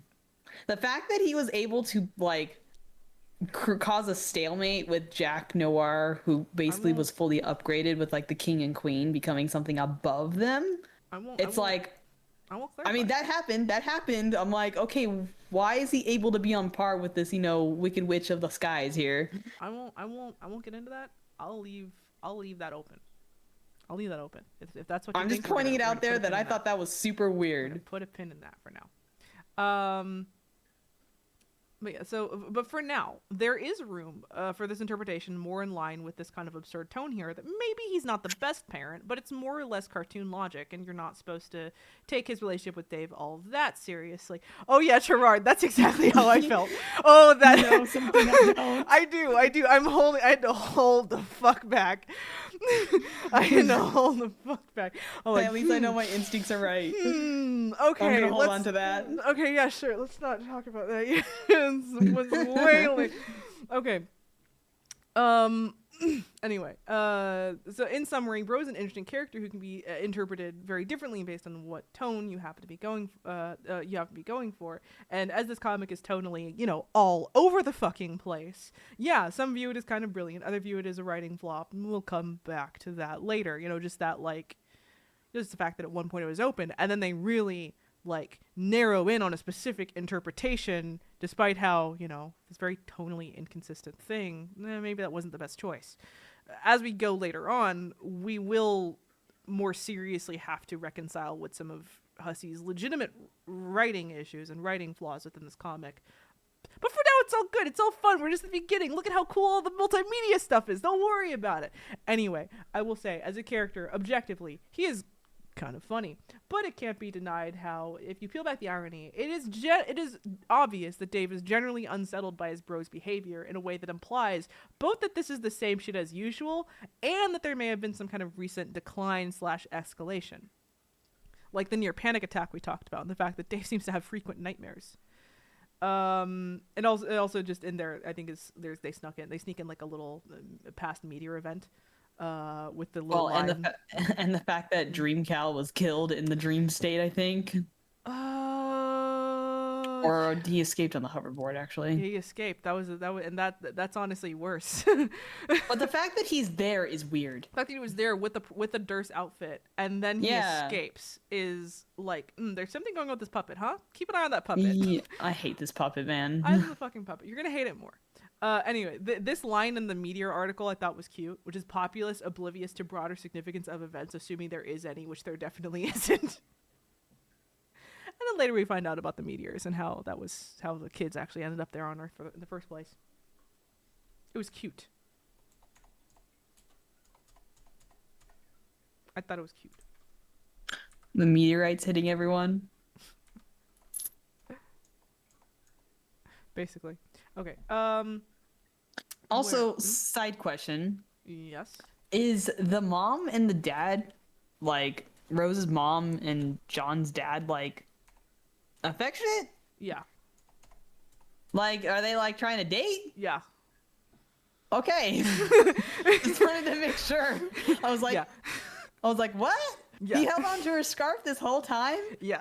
I'm like, oof. Little background Dude romance got going it on there. bad from just the perfume. Do got it. Do down bad. That's fair. That's Down fair. bad. That's fair. Rose mom, hot. Unironically, hot. Had a crush on her as a child. This is I did that. She's hot. What can I say? She is. This I is thought just true. Snowman was kind of hot though. Not gonna lie. Snowman's hot. Yeah, Oh, yeah. snowman's hot as hell. That's unfair. Oh my god. She came in and I was like, oh my gosh, she's aura farming. Ooh.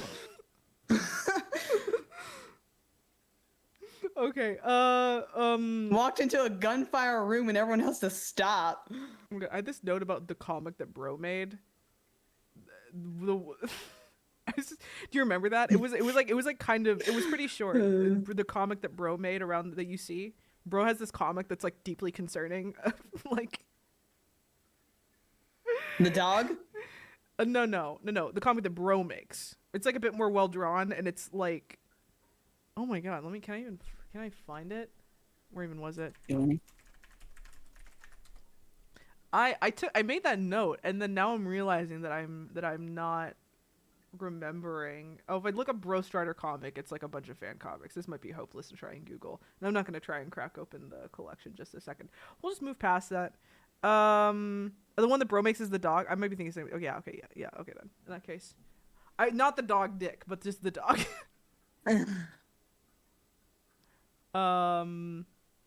That one was weird. Yeah, with a little bit, has some not so subtle foreshadowing in there. There's foreshadowing in that? Yeah. Yep.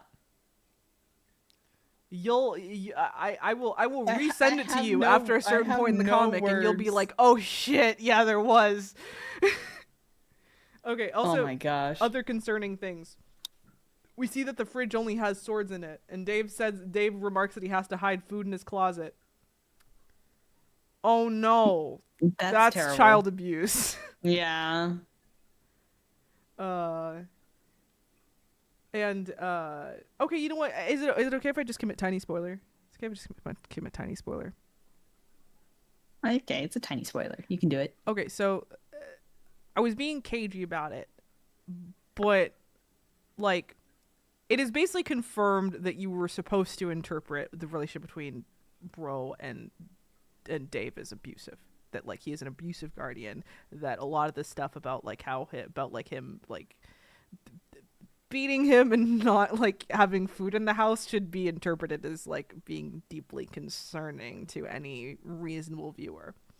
You're supposed to like. I mean, it definitely wasn't like as, typical sibling rivalry, you know. Mm-hmm. So I'm not. That's not like to me a big spoiler. I picked up on those. Yeah, and because it wasn't like the same as angsty. It wasn't the same as like the other teens being angsty with their guardian figure, but you could tell they were taken care of. Versus Dave, it's not quite the same. Thanks, Gerard. Is it as a middle schooler reading this, I too just thought Bro was legitimately cool. I thought that was the point of it, and I too was one of those that was kind of upset when then you get to around the end and Dave just comes out and says that like his bro was kind of a very shitty parent who abused him. I was upset by that because I'm like, no, that's like my cool guy, and I think as I'm grown older, I've processed that like, okay, yeah, he is a shitty parent, but the issue here isn't necessarily revealing it. The issue is a tonal one. Yeah, the issue is that like the tone here, as far as how they're presenting Bro, is kind of all over the place, and then there's a lot left ambiguous about how you're supposed to like take him and process him as a character. And how, if you wanted to do a storyline like this, maybe, just maybe, you should have approached it a little bit more carefully. Maybe... To be fair, though, the perspective was from Dave, and Dave probably was in denial this first couple acts. That's fair. That's entirely fair. So it's the reason why everyone believes in the beginning that Bro is cool because that's what Dave said. That's But fair. if you were to look outside of it from Dave's perspective, it's a completely different outlook. Which is how most victims unfortunately are when they're in abusive situations. That is very fair. And again, this really could just be a thing of like, well, I was a kid when I first read it. Now I'm not, and I'm a bit more aware of like, what an abusive parent actually looks like as an adult who can be a bit more Yeah. removed from these situations and who is no longer quite so taken with how cool they present Bro Strider to be. But again, tonally it's all over the place, and the more you understand, again, I'll be curious to see if you still have that same take when you get to the end, and once you've seen all this stuff, once you've understood Bro as a character fully, how you might take that once we get to the end. If you might Yeah. still be like, oh well, it's still well done if you look at it from this perspective, or if you might be like me, a bit more conflicted on it. I mean, I was weirded out from the beginning. So, Mm-hmm. but like you said, I didn't read it as a kid. I'm reading it as like an adult. Mm-hmm. So, definitely like getting vibes that all right, something's very wrong here. And not like and here's the thing, like it's saying a lot to say something's wrong given how intense and out of whack Homestuck in general is. The fact that you're able to at least Like pick up on that much is impressive, I'll say. yeah, I mean, like, because the thing is like Nana is goofy, dad is goofy, mom is weird, but you understand. At least the problems are pretty upfront, like the alcoholic issue.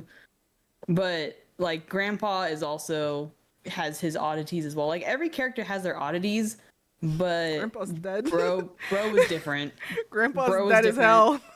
I know Grandpa's he's dead as hell. but the point is, dude's stuffed like a taxidermy. Grandpa dead as hell.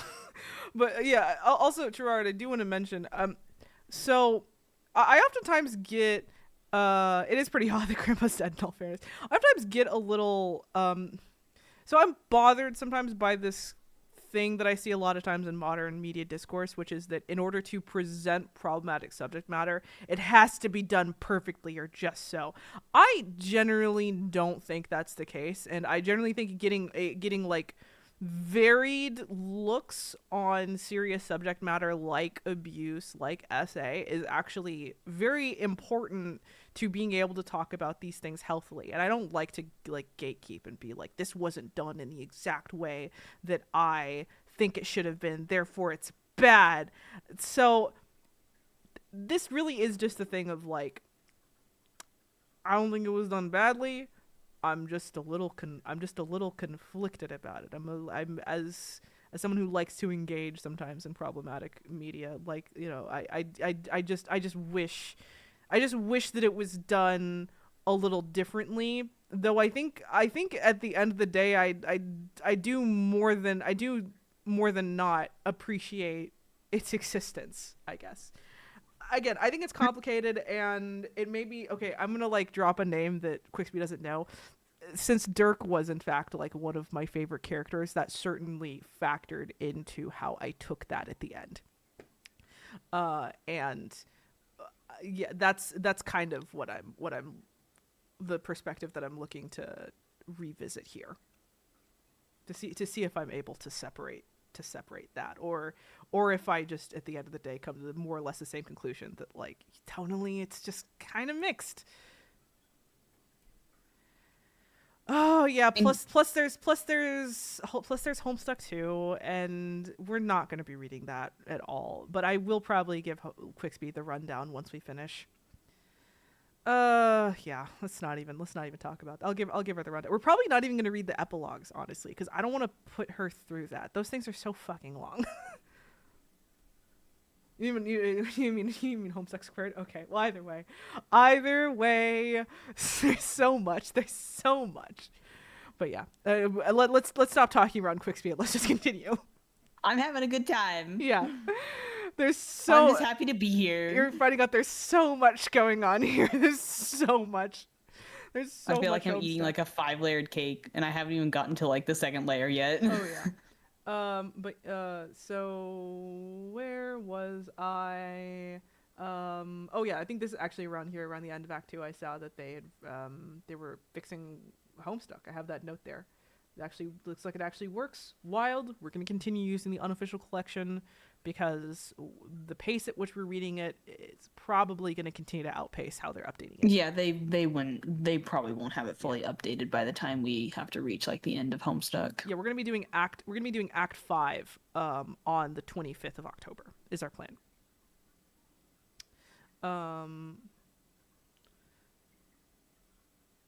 But yeah. Oh yeah, so the mayor, everyone's favorite little guy. Also the wayward vagabond, or just the mayor, as I think everyone calls him. This is where we start to get into all the other denizens and all the exiles, the other little. We haven't chessboard seen a peoples. Denizen yet, though. Yeah, we have, but I think I was. That's the bosses, right? The Denizen bosses. There's oh my god, there's so many fucking terms here. God damn it, Homestuck, Yeah. how could you do this to me? I'm referring to the exiles, the chess piece guys. Oh, so okay, so like the kings, queens. Yeah, plus all the like little chess. guys. So like the wayward vagabond, the peregrine medicant. Okay, they called the like exile. They're exiles. That's what they are. Yes, I think that's what I if I'm getting my terms right, yes. I'm no Homestuck scientist, but yes. So I think that actually is the end of my Act 2 notes. So Quicksby, you're quiet again. Are we good? You can DM me. If not.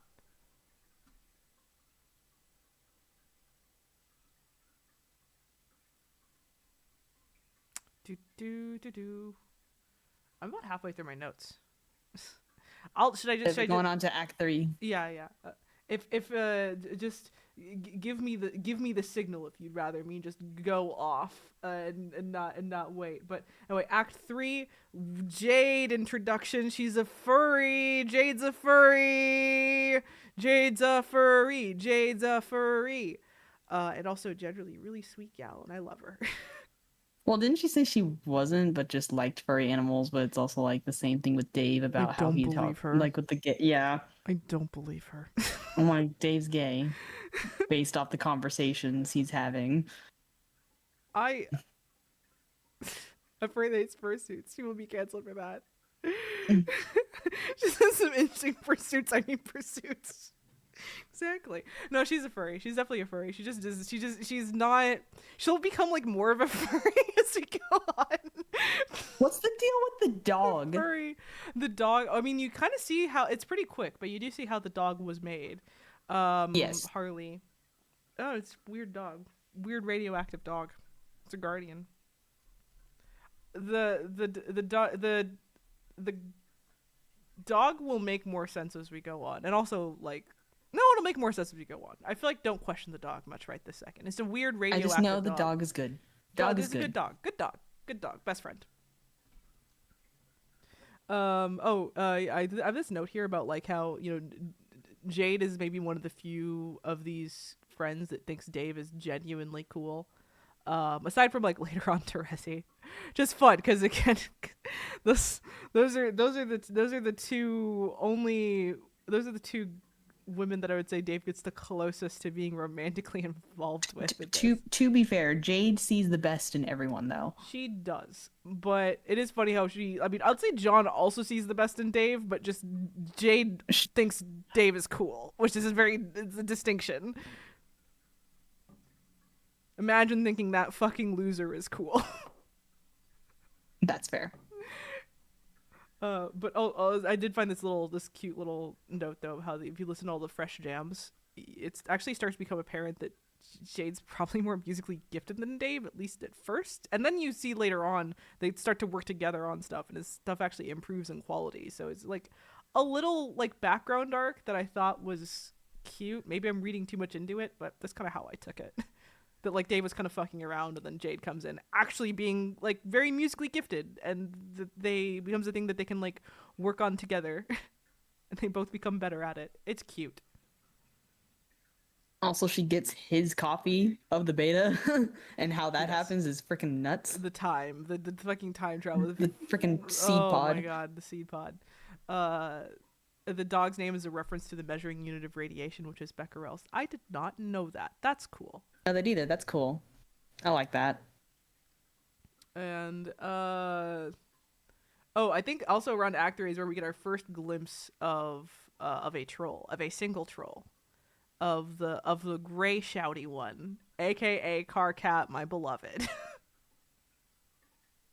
I feel like I'm gonna say many times throughout this whole experience of haha, that character is my favorite, and I'll meet it each time is the thing. I'll mean it each time, but also I especially mean it with Carcat. Shouty disaster boy, my son, my precious baby boy. He's everyone's favorite. He's the fandom Jasper's favorite. the cat? The Carcat, Colonel Sprite? Carcat, the troll, the gray shouty troll.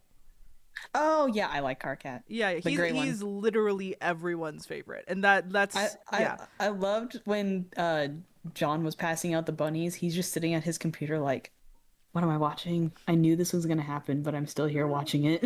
I'll say, oh wait, actually, to put in perspective for you, the level of favorite that Carcat is, you know, like Baldur's Gate 3, like the amount of like hype around Astarion.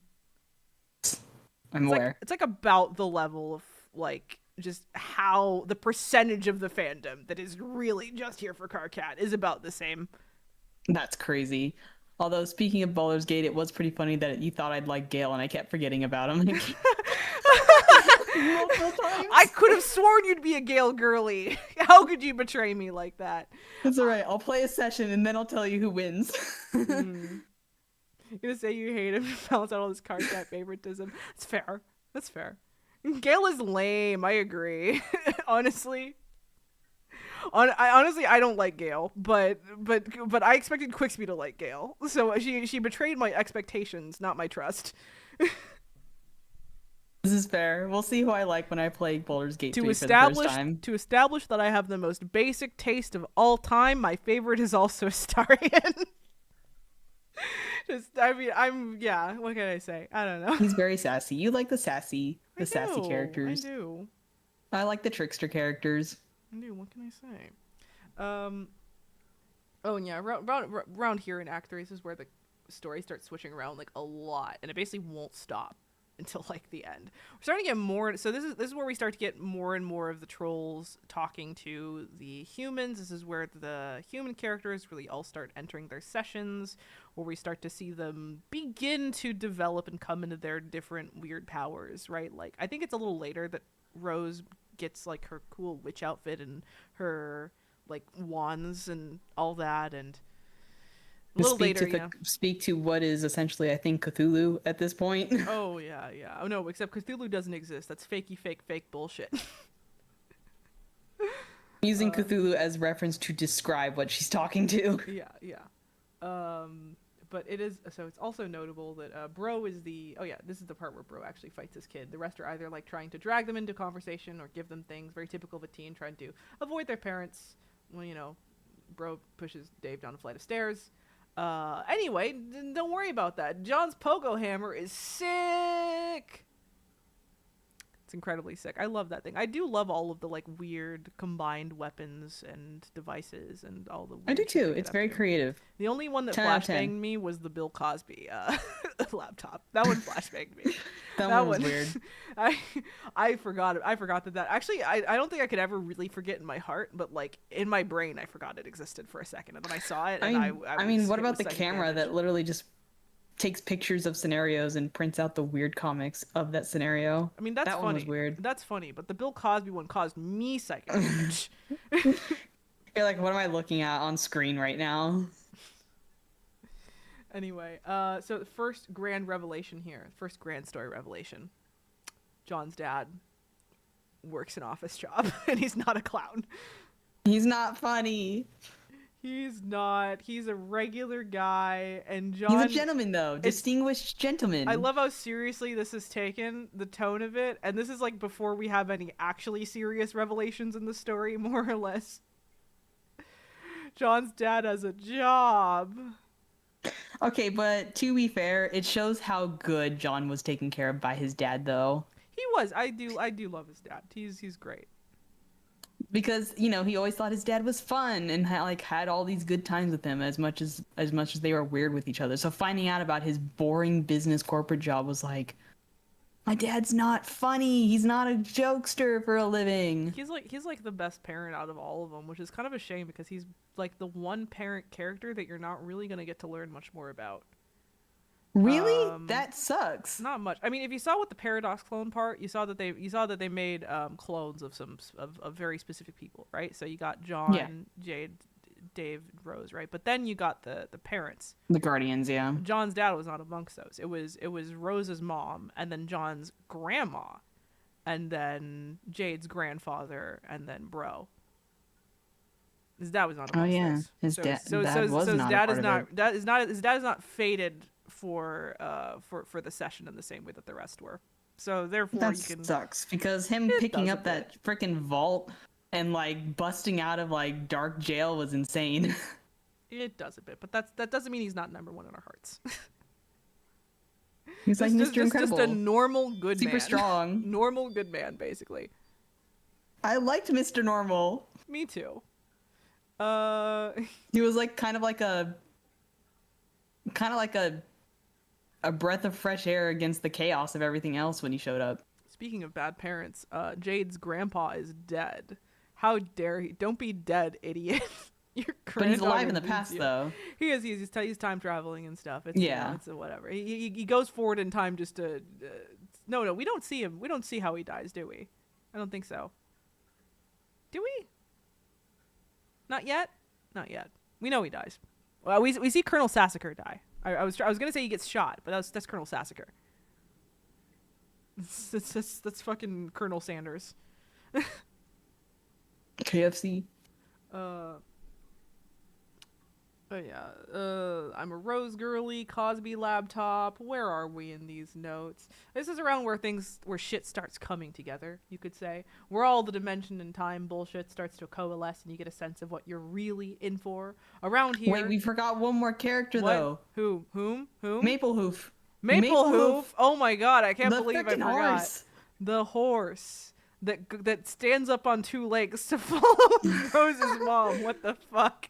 I like Maplehoof. Why could it do that? What is Maplehoof? Enter I don't your even theories know, here. but I know she picked up all of that mega. All right, great. I'm gonna keep going.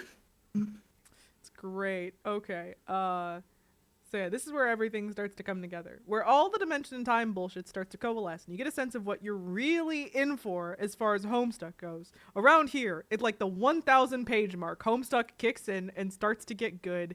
In my opinion, everyone has it. It's like JoJo's. Everyone has a different opinion as to exactly when it gets good.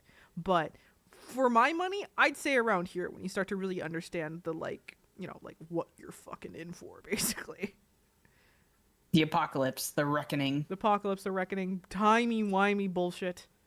Alternate dimensions, past selves, alternate selves, the death of the universe, death of you probably multiple times. We've already had multiple character deaths is the funny thing, but also not right. Both Rose and Jade have died in different incarnations at this point. Dave kind of has as well. And John. Yeah, all of them. They've all died at some point already. All of them at least once. It's gonna and Dave multiple times also because remember when Diamond Droog takes or his alternate self or whatever takes Dave's beta and Dave is going to go back in time to stop him. And then sees a Dave already dead on the floor. It's yeah, that's He's yeah, maybe don't do this. Yeah, that's before the Daves start piling up. It's yeah, it's about what you can expect. Yeah, we don't want another issue with the human characters that we saw with the Midnight Crew and the intermission. Dave's going to die a lot. Get used to seeing dead Daves. You're gonna get. That's why he's the Knight of Time because he keeps going through time. A lot of it is so yeah. I think I was describing this to you where it's generally Homestuck works on stable time loop rules, but also kind of not at the same time. It's generally like you want a stable time loop. You can function without one, but it generally leads to some fuck shit happening. Yeah, like they're usually I stable enough, mean, and usually the goal is to that's the make thing about them time travel, though. I don't think anyone ever work gets it together well. perfectly right and stable. Let's be honest. There are a lot of stable time loops. I'd say a lot of the like out of sequence chats that they have with the trolls constitute as some level of stable time loop. I'll say Dave manages to accomplish a couple stable time loops here and there, but there is definitely some wiggle room to it. And usually, usually the story will like if something happens that is truly out of sequence or that truly is not meant to be, that's where you get the paradoxes. That's how you get the paradox clones. That's how you. That's fucking paradox space is a thing. The movie Primer is a good time movie.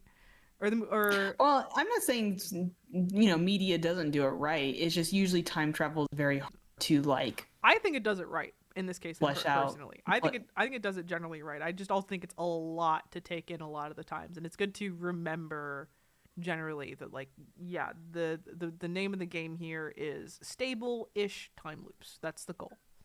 Yeah.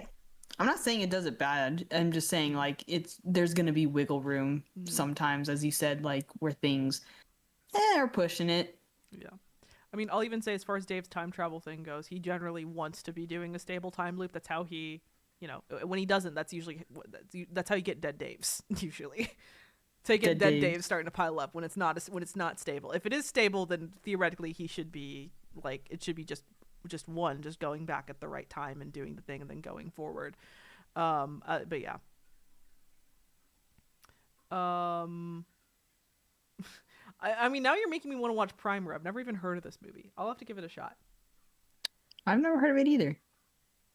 But yeah. Where are we? So, while granular lore is pointless to keep up with, in my opinion, unless you're running a tabletop game, like, and are planning on being really particular, you don't need to know how the capture card works, but certain concepts and terms will be important and will come up again later, so don't worry. Basically, if something's important, they're going to mention it again. If they don't mention it again, then it probably wasn't important.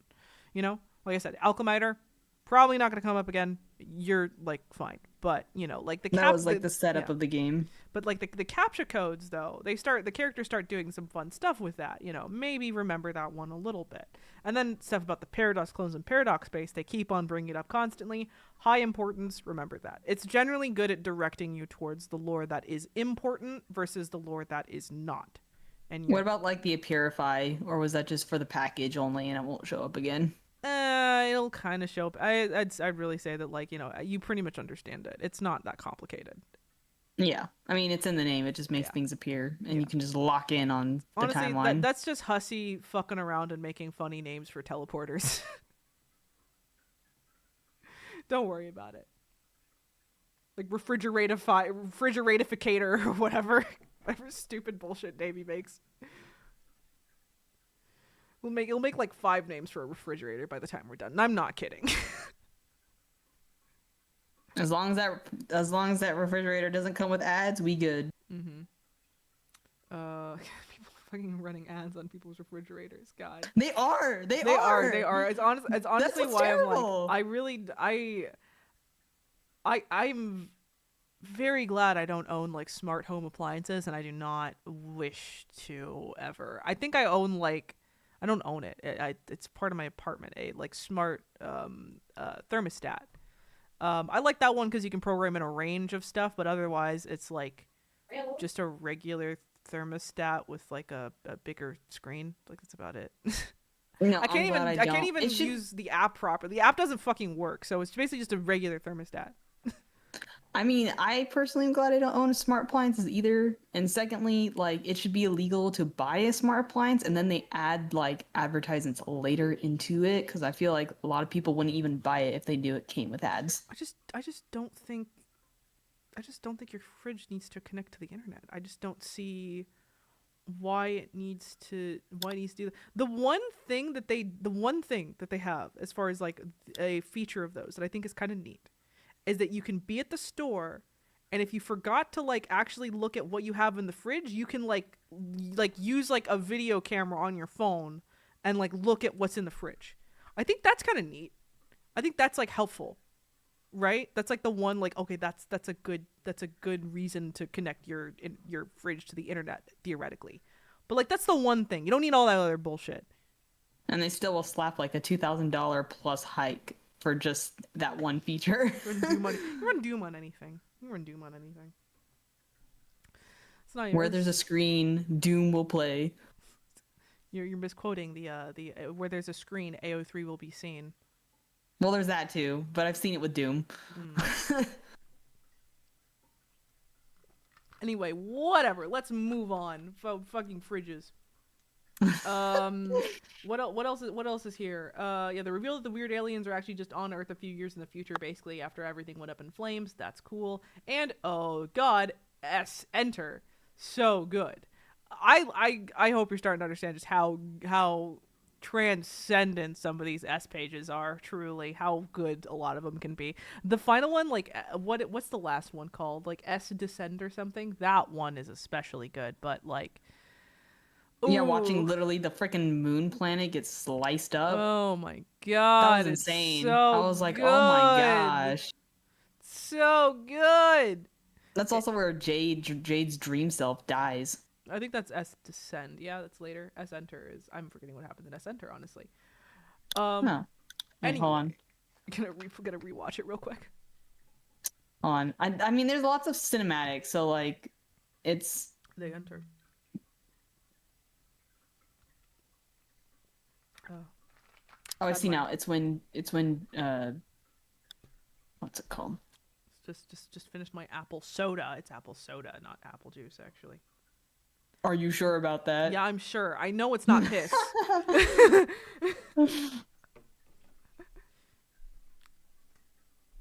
Oh, okay. S enters when Rose gets saved from the burning fire she's around. Yeah, yeah. Fire tornadoes, which are real, by the way. That's not an exaggeration. Monster Howie Mandel could bottle up that. It didn't taste like piss. It tasted like apple juice. It was carbonated. Are you telling me? Are you telling me Howie Mandel, Monster Howie Mandel, got a fucking soda stream and put his piss in the soda stream and then put it in the factory just for me to drink?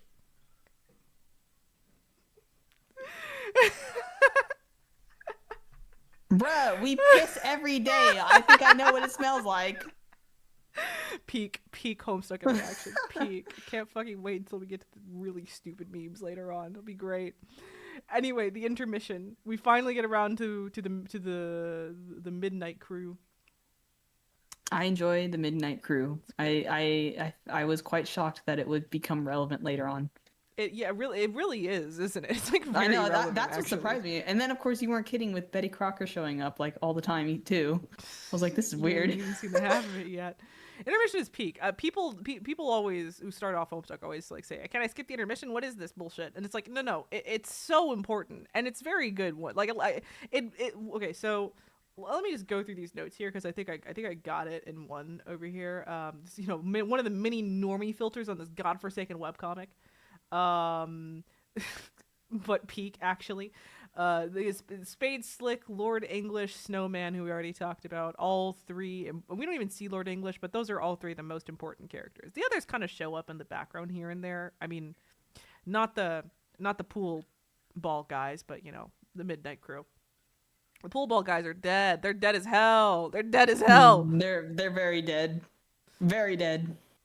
And in the midst of all this, you get just like you're inundated with just such a high level of time shenanigans, of just time bullshit, all sorts of time travel presented very quickly. Where I'm like, here's your primer for understanding the time travel in Homestuck. Read the intermission if you can understand and keep up with all the time stuff that the Felt get up to. Then you are fine as far as the rest of the series go. I'm not kidding. It's a lot here. The Felt are cool, but it's a lot. Can you imagine having to deal with that level of like time, like those many layers of time travel powers, like throughout the entirety of the comic? No, but it also makes Jack Noir a very terrifying enemy because he understands it. Jack Noir is very terrifying, and Yeah. yeah, he will. I mean, well, here we have Spade Slick in this one. Spade Slick, who's not quite, yeah. two different. They're variants of the same person. So I would separate them in your mind because Okay. Jack Noir, as you've seen already, is and will continue to be a very important villain to the series. Spade Slick is a bit different. His story goes a bit different. Oh, okay. I'll try to separate them then. But fucking Carcat's metaphor about Crash Bandicoot. But yeah, That was funny. aside from introducing a few key antagonists, this intermission is also important in that it throws you into the deep end with the time shenanigans. You know, if you can understand this, you're fine with the rest of the comic. They did say the interesting thing pointing out though is if anyone destroyed Snowman, it would destroy the universe. Why? I had that question of like why, other than her being the 8-ball. Oh yeah, okay, I looked at my own note and I saw what Mixo Liddy said, and I was reminded. Yeah, so the reason why they're different is because Spade Slick is the nice version of Jack Noir that was talking with Carcat and with the trolls. That Carcat references, where Jack Noir is ostensibly nice in like five emphasis quotes, where Jack Noir is again basically the villain going forward. It's basically Undertale genocide versus pacifist run. Yeah, more like A little bit genocide versus kind of neutral run. Let's say. Okay, neutral. Still kills a lot of people. He's still morally gray. Still kills a lot of people. He's just not literally going to be doing the absolute worst. Also, I love the implication that the key difference in between Spade Slick and Jack Noir, why Jack Noir crashed out so hard, is that Jack Noir was forced to wear that stupid Harlequin outfit. Okay, that was the only difference. Funny. I thought it was so funny though that like he released John's dad because he destroyed the hat. He's like, you've done a service to me. I'm gonna let you go. But that was the only difference between them, literally. That one little choice of John. I mean, you'll see that like a lot of times prototypings have far-reaching consequences. This is like the first little one. You're gonna see some big ones later on. And Carcat even refers to like that they had to prototype it 12 times, and that as a result, their monster at the end was quite insane to deal with, and you'll start to really see what the fuck's up with that later. It'll be interesting. We'll get there. We'll get there when we get there. Also, this line, I took this line from the intermission. Everybody out of the goddamn way. You got a hat full of bomb, a fist full of penis, and a head full of empty. Poetry, truly. Really is a mouthful. Hussy, you absolute wordsmith. God bless. Act 4. Oh yeah. Also, this is where we started with the video game level. The one that I picked this background out from. This is the one where it's like heavy interaction with the mailboxes and the salamander people. It's a lot of fun. You can travel around. I recommend maybe rolling that one back. Honestly, I feel like this one you can roll it back if you want. They caught you up on pretty much everything that happened, more or less. Throughout the comic, like subtly here and there. There is a later one within Act 5 that I will insist that like I will sit there and play it with you. I'm not even gonna lie. You're gonna tell me when you get to that page and we're like, cool. I'm sitting down and playing it with you so you don't miss a single thing. We will take 30 minutes to just read that one page. And you won't miss a single thing and you'll thank me for it. Oh my god, I'm okay now. Let me know which page it is. Yeah, I'll hopefully I can get there before you do, but we'll see. All right. I'm probably not going to read anything for the first week of October, so. I'm still recovering from being sick, so I will be taking a break as well. I'm streaming literally every. Hey, fun fact, viewers! I'm streaming literally every single day of October as a little challenge I've set for myself. So. Let's do it. It'll be fun. I don't know. It's gonna be fun. It's gonna probably be a lot of fucking work. I will hopefully be a better person and a better content creator by the time I come out the other side of it.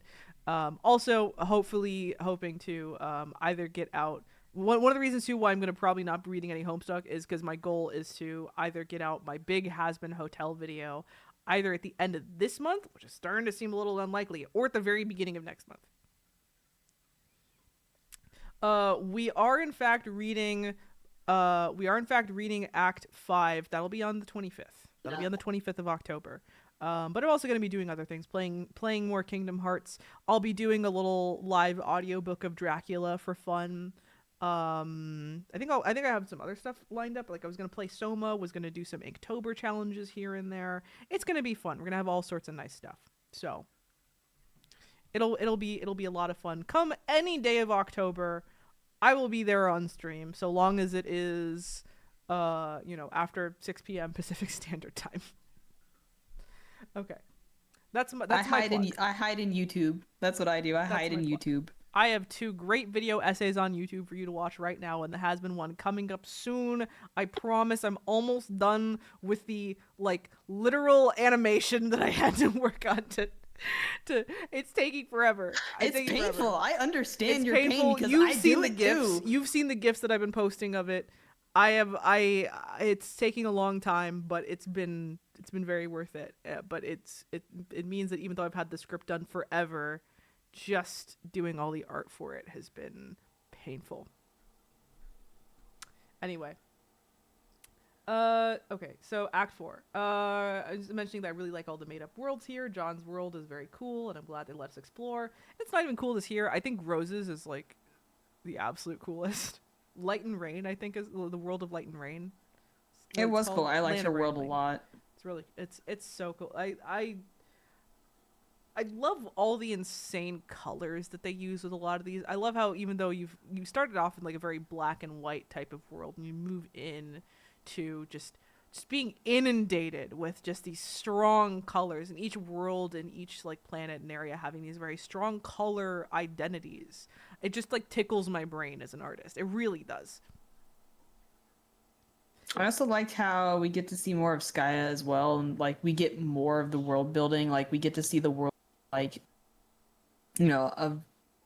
the first gate, of oil and waters and the salamander people. It reminded me of Waterfall and Undertale, but it was it's oh, we finally get to see more of this crazy world. Exactly.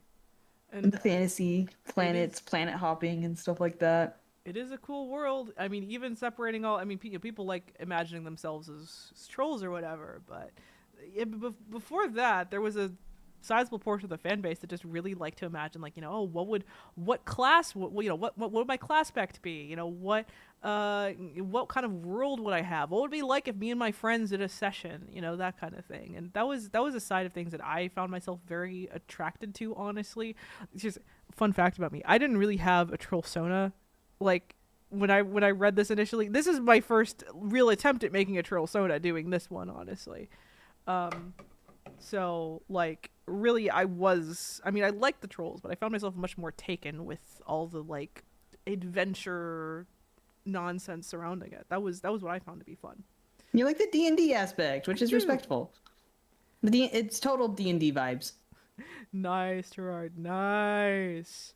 I remember I should probably force Quixby to do so too. I forced Luck to take that really long official quiz about what's your class spec, blood color, all that stuff.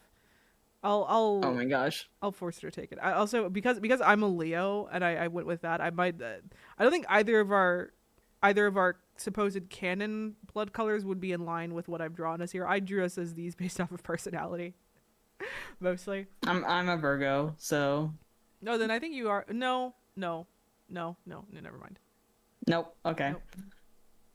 No. Your teal is Libra. I almost forgot. I still like it though. It's fun. But yeah, I drew myself as a pink blood. That's more Pisces. You're a Scorpio and you're a Scorpio, huh? Oh. Say it. Say the thing. Say the thing. You know what you want to say. Okay, there we go. That's what I fucking thought. That's what I fucking thought. I like Vriska. I'm more on the Quixby will get to it when she gets to it. But I'm more on the stance of Vriska is a morally complex character who did some things wrong, but I think is a very good and well written character. That's where I stand on it. I think she's really, really interesting, and I do love her. So that's my official stance. Also, I took it's your sentiment too. Don't pull your cover. Okay, got it. I took this pull quote of me trying to prove that Dave has a crush on John. This I took this interaction between Rose and Dave, of Rose saying, I also took a moment to check on John. Dave says, how is he? She says, I can't see him anymore. Just his empty house, but I did talk to him briefly. Dave says, I should probably text him soon. See what's up, because I love him. Rose says, I know. And I know he meant it as a joke. I know it's like low-key a stupid fucking Empire Strikes Back reference. But don't you see it? Don't you see it? Don't you see it? Don't you see the vision here? Don't you see the vision here? Like, yes, he meant it as a joke, but he also meant it in his heart.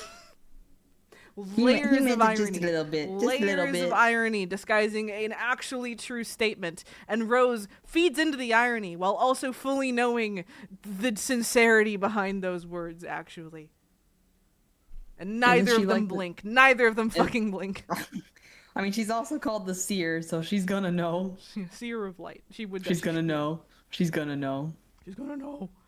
Also, cracking out the Morse code translator for the Firefly. If you are, if you're not aware, the unofficial Homestuck collection does have a nice little selection of translators for various codes, including a Morse code one. That's the only one you'll be getting for now, but there's 2 others that'll come out later. So, if you're like me and you wanted to type in and just see what the heck that Firefly was saying,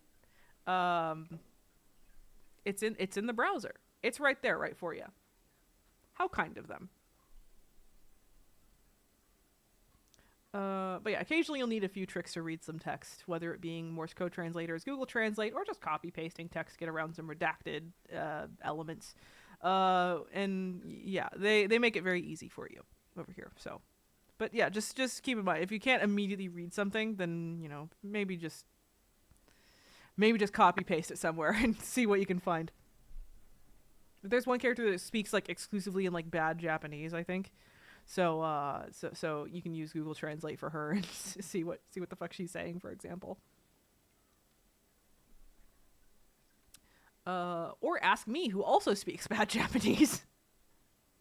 I mean, speaking some is still a start. I don't know any Japanese. For the sake of my own pride and for the chat, I feel like I did undersell. I'm underselling myself a little bit. I have a BA in linguistics, and I did in fact take a semester in Hiroshima. I know some Japanese. I know some Japanese. I'm like an intermediate learner. I can watch some anime without the subtitles. How impressive. Next. Goals. Anyway. Terezi, another character that I can confidently say was my favorite at some point. I think Terezi was the closest troll I ever got to actually trying to cosplay. I never actually cosplayed any trolls, but like, she was close. I think I got as far as even to like figuring out how to make like the horns out of like Crayola model magic or something, and like figure out how to make the t-shirt, because my mom wouldn't let me buy things online back in the day. Well, you had the red glasses too. Yeah, I did. I was like on the way to making a cosplay, and then I think I just never did it because I couldn't figure out how to do the gray skin. Honestly, thank God for that. Honestly, thank God. Oh my God, do you know about the Sharpie Bat story, Quixby? You wouldn't. I do not. Okay. I don't. So, the Homestuck fandom became kind of infamous for a bit there around the cosplay, because the cosplay would like it infected like everywhere, right? Like anime conventions, Comic-Con. I remember seeing the cosplayers. It was everywhere. I do remember seeing cosplayers of the trolls. And because at the time, especially the Homestuck fandom skewed pretty young, it was a lot of new cosplayers who didn't really know what they were doing. Shout out to the Steven Universe fandom, who actually like helped cosplayers figure out how the fuck to do characters with funky skin tones without it causing like probably hundreds to thousands of dollars of collective property damage. Yeah, you would go to a convention, you would just see gray skin paint fucking everywhere, because these guys wouldn't actually know how to seal their paint, and they would touch everything because they're a bunch of like poorly behaved 14-year-olds. And this paint would get everywhere. Again, it wasn't until Steven Universe came around that, and like a lot of conventions flat out had to ban body paint, and cosplayers figured out how to actually do. They nowadays, I think the common method is to do tights. You get like a pair of like Colored cute tights. tights, and then you sew them into like arm gloves. Basically, that's the common way to do it nowadays. So much better for so many But reasons. how do they do the face if Well, you just you you can't do. use body paint? It's body paint, just not on the like body. Face is fine. Like you can wear foundation to a com. It's not too different. Okay. It just can't be anything like on the body. I can go to convention and like do like body paint like a tattoo for a character. I do that sometimes. That's fine. It's just when it's covering the whole thing that then they're gonna like put you aside and say, no, you have to wash that off. Yeah, but that still sounds terrible, especially for It anyone is. running a booth and you just have to tell people like don't touch It is and if you it have body was. paint. But that's not the worst story that ever happened. There is a story that people dispute its accuracy. I choose to believe it's true in my heart, and also I am aware of at least a few primary sources that I trust that insisted that it did happen. I think Red Bard specifically is one. They are a great channel. They swear up and down that that is actually true, and if anyone on YouTube actually knows about conventions and knows about convention history, it's them. So, So what is the Sharpie bath? supposedly, there was someone who was doing a Homestuck cosplay, and they were in their hotel room with their friends, and they had gone and locked themselves in the bathroom for like several hours. Their friends were literally getting worried at this point. They were in the bathroom so long trying to prep their cosplay, and eventually they open up the bathroom door and see this person in the tub in a bath of a mixture of like water, vodka, and several cracked open Sharpie pens. They are trying to Oh, soak themselves in a bath of Sharpie and vodka, essentially, in order to dye their skin gray. what? This caused like a lot of property damage because they of course only ever managed to stain the tub gray as well as probably some of the tiles as well as some towels and a bunch of other shit. Did they uh stain themselves gray? Did it work? I don't think so. I think mostly they just managed to cause a lot of damage to the hotel room and managed to get banned from that hotel probably ever again and probably received a hefty charge. Still, that's insane. It was absolutely insane. I do not know where they got that idea. The fact that the story is told consistently that vodka was used, which to me tells me that this maybe wasn't a young person, but who knows? Yeah, right. Who knows if they got it from somewhere? But it's just one of those stories that have been like elevated to legend. I mean, there's other Homestuck stories, but none quite as infamous as that. That one is like DashCon ball pit levels of like infamy. I do know about the ball pit one. Mhm. Other minor Yeah, but stories that's include insane. other minor stories include a bunch of people in troll cosplay spitting into a bucket, but you don't have the context for that one yet. So I don't have the context for that one. Nope. when you do, I mean, it won't be any less horrifying, but you'll understand like why they did it in the same way that like going to the end of a movie, you start to understand why the villain did what they did. No. I'm gonna have to know this story later. Yeah. I'm gonna go I'll watch a video retell it. essay on it. I'll retell it. I'll send. I mean, I'm gonna be sending you a lot of extra reading as we go along, for sure. I like, but a lot of it will have to wait until Act 5. So I would probably ask you to hold off on too much googling. I will wait. I will wait until we get through the appropriate acts. I will provide to you the material, including the Sarah Zed video, including the Octopimp comic dubs, including the Sharpie story, etc., etc., etc. This is insane lore drop right now. I'll provide them to you. Okay. Anyway, Terezi, yay, great. Don't worry about any of all that other bullshit. Green text girl who talks in all caps but substitutes certain letters. 413, the holy numbers, as she'll later state. 413, April 13th. It's the day. It's Homestuck Day. It's why Homestuck every April Day. 13th I get on I get on Twitch and I play Hive Swap for a bit. Just part 1 cuz I will never buy part 2. I refuses. Will there be a chapter about Broadway stuck? Maybe. Maybe. Again, I'll just have to dig through and just find all the stuff that I can show Quixby, and then we might have to do a final wrap up where we just talk about some random bullshit, or we'll just slip it in between. We're kind of playing this by ear, but at the moment I have like 4 streams planned. I mean, we're gonna split Act 6 into 2 different streams because it's so long, of course.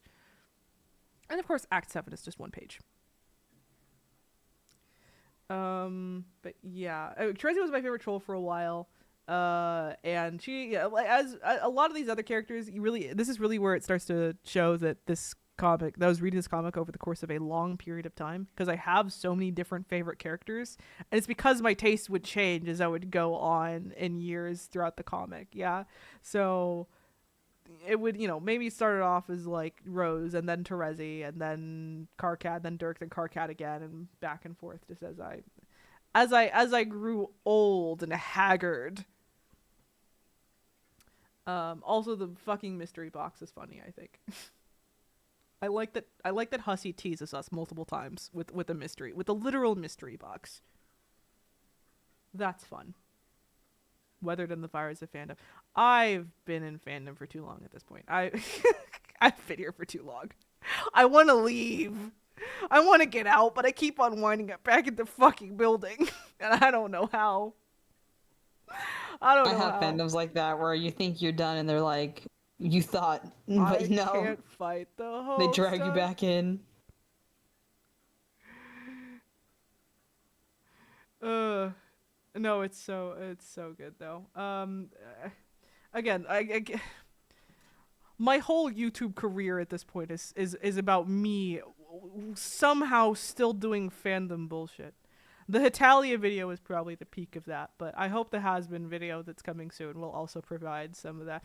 Go see the Hitalia video. Even if you don't know about Hitalia, go see that one. That one's fun. I'm proud of that one. Go see that one. I think it's like 4,000 views now. I'm happy about that. Gained a crap ton of followers as well off of it too. Yeah, I got a decent amount of YouTube subs. Happy for it. Not me trying to make content.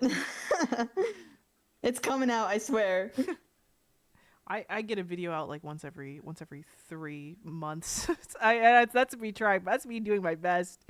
It's just because I end up like always overthinking the level of like how much I actually want to put into these. So I end up like planning out these super complicated videos, and I convince myself somehow that it's not going to actually take that long to finish all the stuff that I put out for myself. And then inevitably, it always takes forever. It always takes forever to finish all like the huge pile of work that I set out. Yeah. I mean, I'm forced to take a while to make. I mean, I make the shorts relatively quick, but making something like that's 5 minutes, that takes way longer. 3D animation is not easy, no matter how simplified you make it. If it'll entice anyone here, the Has-Been video. If it'll entice anyone here to sub to my YouTube, which I think like link in the panel somewhere down there. Probably the Has-Been video is going to be like an hour and a half. Like, I'll have to double check the page number. I can pull it up just a second, but it's like an insane page number. Like I think so. The Hitalia video was what, like 40 minutes or something, give or take. That was not that long of a script. That was like 17 pages of a script. And the Has-Been script is no joke. Like, I'm so happy you're subbed. I'm very happy about that. There's no joke, 42 pages long. It's 42 pages long. Oh my gosh. I write a script at 2 freaking pages and I know I'm cooked. 42 pages long. That's how long it came out. Oh my god. It's insane. I can't believe I wrote this. I can't believe I wrote this. There's multiple sources cited. It's a lot. It's a lot. And it meant that like, And a lot of that, it didn't expect it to be that long either. The first draft was like 30 pages. I expected the number of pages to go down when I did the second draft. It went up somehow because I found myself having way, way more to say each time I actually opened up the thing, to the point where I had to stop myself from doing a third draft and making it like a 4 hour long video somehow, probably. Like, I can't, if it's 4 hours long, that's just not coming out to the end of the year, in which case I've missed my self-imposed deadline of getting it like at least like before season 2 with hopefully some amount of padding. So I'm like, this needs to be done. Oof, 100 gigabytes of 100 gameplay gigabytes? Oh my that's gosh. insane. That's insane. You should. I mean, what kills me is the freaking rendering. Like, I spend all this time like animating and setting up the scenes and whatnot, but like even when a video's done, it takes me 2 weeks just to render out 5 minutes if I'm lucky. So I'm like just forced to like babysit my computer and just wait for every frame to literally render. Also, I'll say, Sherrard, if you, I think, so I got a Discord down there. We got a Discord server. We hang out. We watch anime. I think we're probably gonna watch JoJo's Part 2 after this. Go in there, DM me your YouTube channel. I'll sub. I want to see the video. I'll sub. I'll sub to encourage you. Do it. Do it. Okay. But yeah, it's just yeah. Now you gotta do it. I'll watch it. Peer pressure always works. Oh gosh, I'll probably also have to. I'll probably my secret is that I don't usually watch things on my I don't usually watch things on my like, so I have the YouTube channel that I upload things on, and then I have my secret one that I just watch things from. So I'll probably sub to you from both.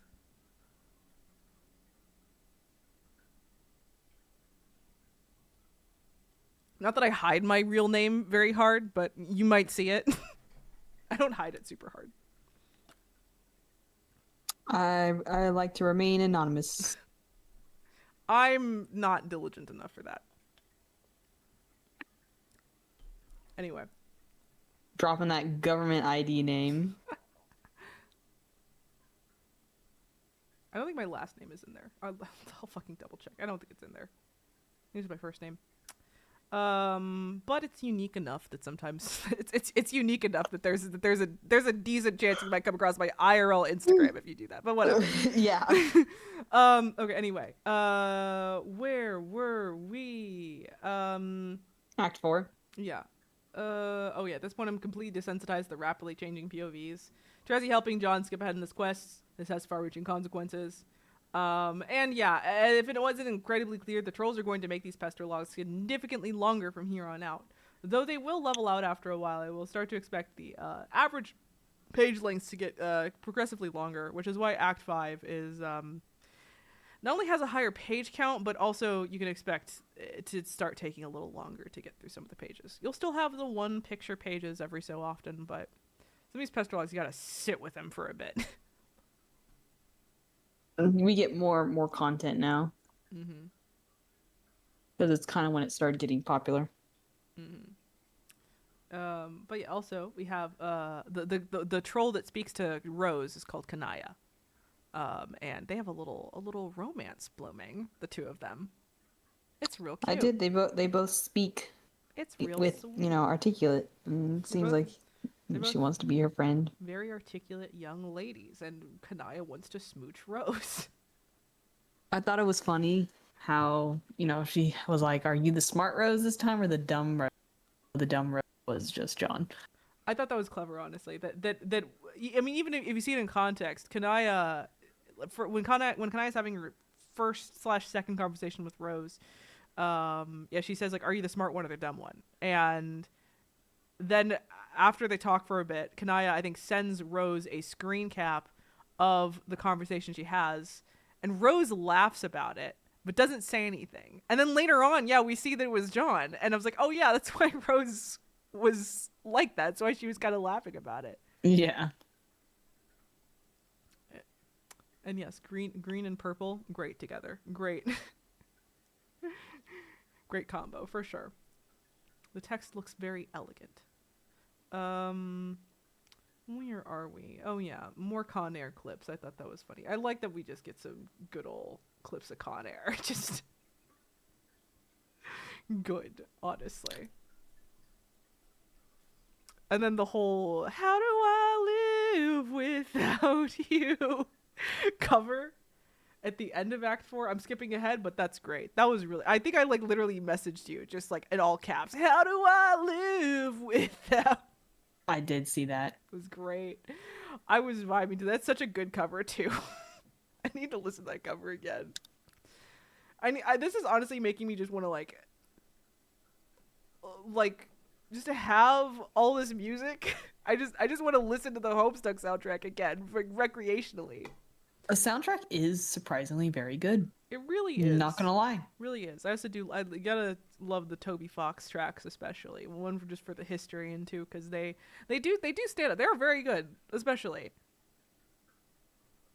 Can't wait. Toby Fox is definitely a very influential person in the nerd sphere. Can't wait for you to get jump scared by the Homestuck version of Megalovania. Oh my gosh, there's a version of that. Yeah, because it was in Homestuck before it was in Undertale. That's insane. Yeah. I mean, I think if you look up Megalovania's history, you can see that it's had a couple incarnations, and Homestuck's was one of them. Homestuck's Megalovania is good, and yeah, it's you like Aradia? That's good. She's good. Yeah, Homestuck's Megalovania is certainly a very good version of it. I wouldn't say it's my favorite. I think I still just have a soft spot for the Undertale one, but it is a very good version. I do look forward to hearing it because I'm a big Undertale fan. Oh yeah, wait, Vriska. I guess I think of that as like such an Aradia animatic, or an Aradia. Yeah, sure. I think that's just the right word for it, actually. But I see what you mean. I was just thinking of her, that one image of her. You know the one. That's the one that I think of when I think of that track. Anyway.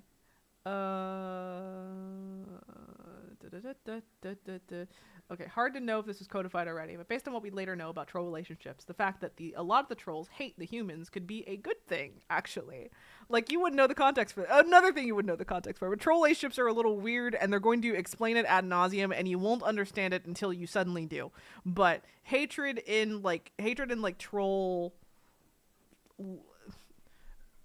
trolls basically, like, I'll just explain the whole pity hatred thing. Troll romance is esoteric and amazing, and it ruined my life, and also I still think in terms of it sometimes.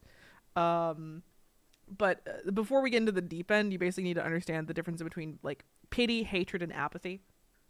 Where like trolls tend to be apathetic towards most others. Like troll apathy is closer to human hatred, honestly. Where hatred is more akin to like a type of passion. Whereas like to hate someone, you have to kind of care about them on some level, or care about their opinion of you, or something on those levels. And then there's like pity, which is like rather than having affection or like love, they just have like, you know, do you pity someone? Do you feel bad for them? That kind of thing. That's kind of like the range of like emotions behind troll relationships, more or less, before we get into the really complex stuff. So the fact that they state explicitly that a lot of the trolls hate the humans is not necessarily a bad thing. It doesn't mean they have what we would consider a negative opinion. Hate just works differently. Yeah, basically. I kind of see it like you kind of have to skew it like a few steps to the left, and then you'll kind of understand how they go at it. We also have here the inherent tragedy of stable-ish time travel here, because I think this is around where we get the whole thing with Dave Sprite and Rose. So Dave goes back in time after the whole fuck up with Terezi, how she kills John. He goes back in time, programs himself as the Sprite, and when he goes back in time, the timeline that his Rose was in collapses, and she dies. basically, and she's quite scared to die too. It's a pretty heart-wrenching scene. That's terrible. Yeah, but this is kind of the nature of it. They'll get more into it later as, like, we have different alpha timelines, and how there oftentimes can really only be one that is on the true path, that is like, that is the one. I mean, you've seen Loki. Loki's like one of your favorite series. You kind of know what I'm getting at here, that there's the one Yeah, true it's like the timeline, sacred and then timeline. there's sacred timeline. There's all these variants on the side. Loki stole this from a Homestuck. You will find this out. There's the one true path. There's the sacred timeline. There's all these variants, and the variants, though, in this case they don't even need a TVA. The universe, paradox space itself, will prune these guys one way or another. Eventually something will happen to them. For Dave, that means that means a big piles of dead Daves, but for others it manifests itself in different ways. And it is, yeah, Got it. it is interesting though, but it does lead to a lot of tragedy. In this case, you will get a lot of tragedy around this idea of not being the one version of yourself. We get to taste this too with Dave Sprite, where he gets really, really offended when John says that, when John calls the other Dave the real Dave, saying he wants to talk to the real Dave now, and our Dave tries to, like, brush it aside, being like, I wouldn't get mad about that, so don't be worried. He's just, like, teasing you, basically. But it's actually pretty clear that he's actually very hurt by that and is maybe not quite sure how to process it. Well, yeah, because technically the Dave he knows is the original Dave he's been friends with. So this is just another Dave that's showed up. And So to him, yeah. John is empathetic enough to realize that he's made a mistake here, because he does kind of try and, like, smooth things over a little bit, even as he's not really sure if he believes Dave Sprite about all this, like, self-prototyping nonsense. But, like, it is our first taste of a bit of that sad stuck that I was talking about. A bit of the, like, angstier elements of Homestuck that a lot of the fans really, really like. That is really what makes the melodrama aspect of this, what makes it shine. People love the hurt/comfort. That little background tragedy that will eventually become a foreground tragedy of Dave Sprite not being the real Dave, and, like, what that means. What would that mean as a person? Honestly, now that I'm reading it again as I'm older, I'm just trying to think of, like, what's, like, the potential metaphor that maybe they're getting into. I heard a loud background no. Everything good? Oh, it's the cat Okay. clawing up the furniture. Nice. So, okay. So,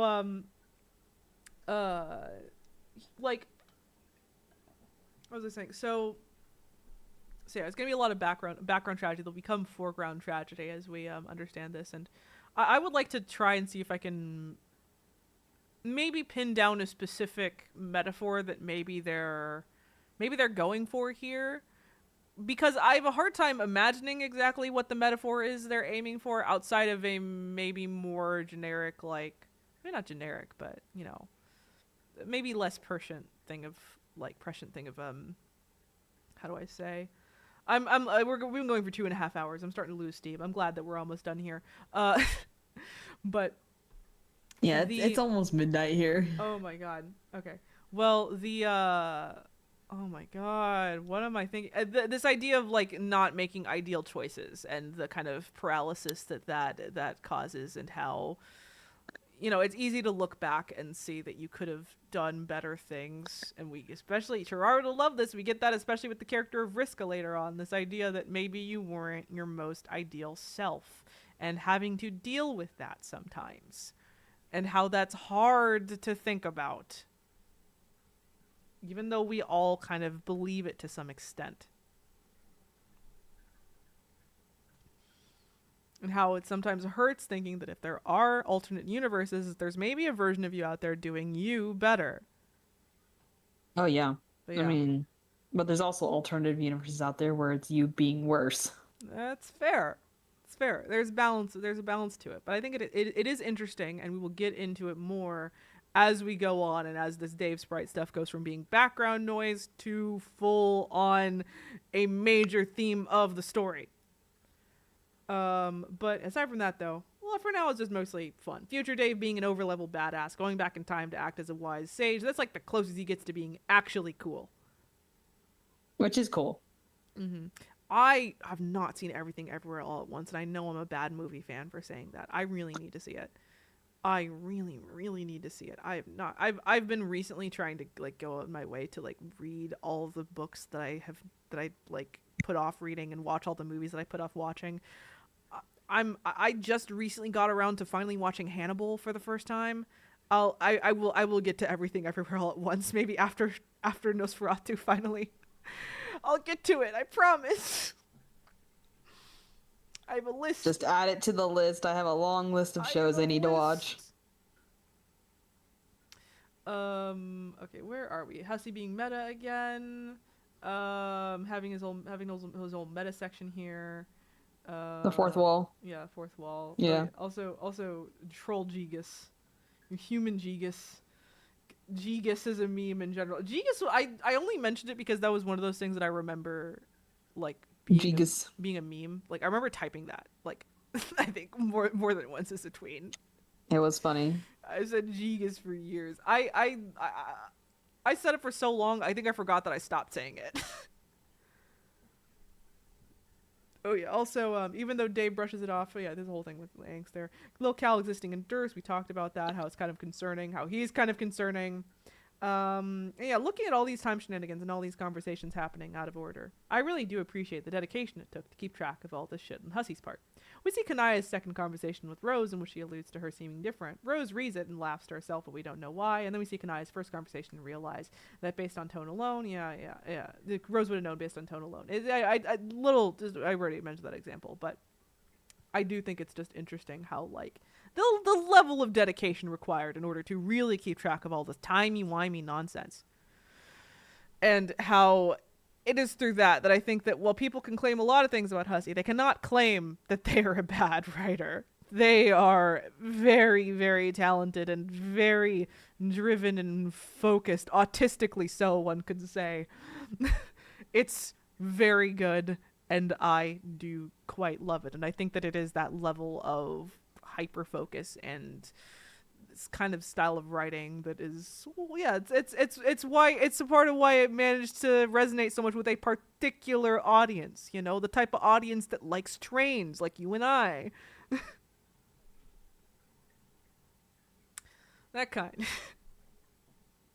So, but yeah, it seems like also here at the end we get the final Descend anime S file. You know, Jack Nor really fucking everything up. The conflict was supposed to start early, according to Karkat, but Jack just killed the Black King before they could even get there. And both the White King and Queen have already abdicated in order to escape the coming conflict, basically, and preserve as much of their people as possible. It's thoroughly off the rails at this point, and it goes more off the rails as, you know, he really starts massacring the shit out of everyone, and you realize just how much of a problem he is going to be, especially as he starts dual wielding the ring and the scepter. Descend is very good. There's a few pages after this, some aftermath stuff. We see Dream Jade has perished. We see Dream John has awoken. Past future grandpa has stuffed Green Jade into a taxidermy thing. Wow, this comic is silly. Wow, this comic is silly. Let's move right past that because that's the end of my notes. That's the end of my notes. Closing the document. Quixby, do you have any final words so we can wrap this the fuck up? It's late. I thought the Descend animation actually was really cool, and you know, the setup of like watching what happened with like, you know, the kings being killed by Jack, and it's like, man, this guy is just out just to make chaos. I don't even know what his freaking goal is, other than just to end the world. Goals, he's mad as hell. He needs anger management. But I know Dream Jade is dead. But I know that Jade's body's alive, but the question is, okay, does that mean Jade's dream self is just dead forever? Well, if you remember, she spoke with Tavros, the guy, the bullhorn shy troll with the text that sounds very the text that looks very timid. Yes. Um, and remember, he mentioned that all their dream selves were dead, that they all died, Yeah, and clearly they all they're died. fine. Clearly they're fine. He mentions that it wasn't pleasant, but clearly they're still alive. Yeah, and So there probably is yeah, no way to get it back. yeah. So we're gonna have to see. We're gonna have to see what's going on there. You know, you'll just have to wait. Like all the things that I've been talking about here, you will just have to wait. Yeah, I mean, there's still a lot of information I don't know, so I'm just going off as a new, which I guess is the fun part, right? Yeah, you get to find these things out. Find out all these fun little stories. But Why yeah, do I feel like I'm gonna get jump scared as I keep reading? you might. You genuinely might. A few times. Okay. With that being said, how about we wrap up for the day? You can go find out next time on Dragon Ball Z, and by that I mean October 25th, Act 5, all of Act 5. Alrighty. I'll give you quick speed an exact page number. Actually, can I think no, it's 4112, page 4112. That's the exact page number we're going to. Um so yeah. October 25th is your birthday. Well, happy early birthday. Happy early Happy early, birthday. I'll tell you Good I'll timing. tell you happy birthday again on that day. But yeah. It's great timing, honestly. No wonder you were asking. You were so specific asking if we were doing something that day. We are. But yeah, I will see you then. For now, go get some rest. Like I said, us in younger time zones over here, we're gonna go watch some JoJo's. But you So get some sorry for sleep. me being lame. It's okay. You're just in a bad. I'm in the future. You're in the Homestuck future. timeline. You're in the I'm future, in the as we future. established.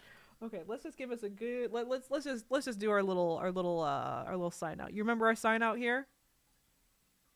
All right, I think so. Okay, so with that, we're done. We'll see you later. And 3, 2, 1. Good Goodbye. night.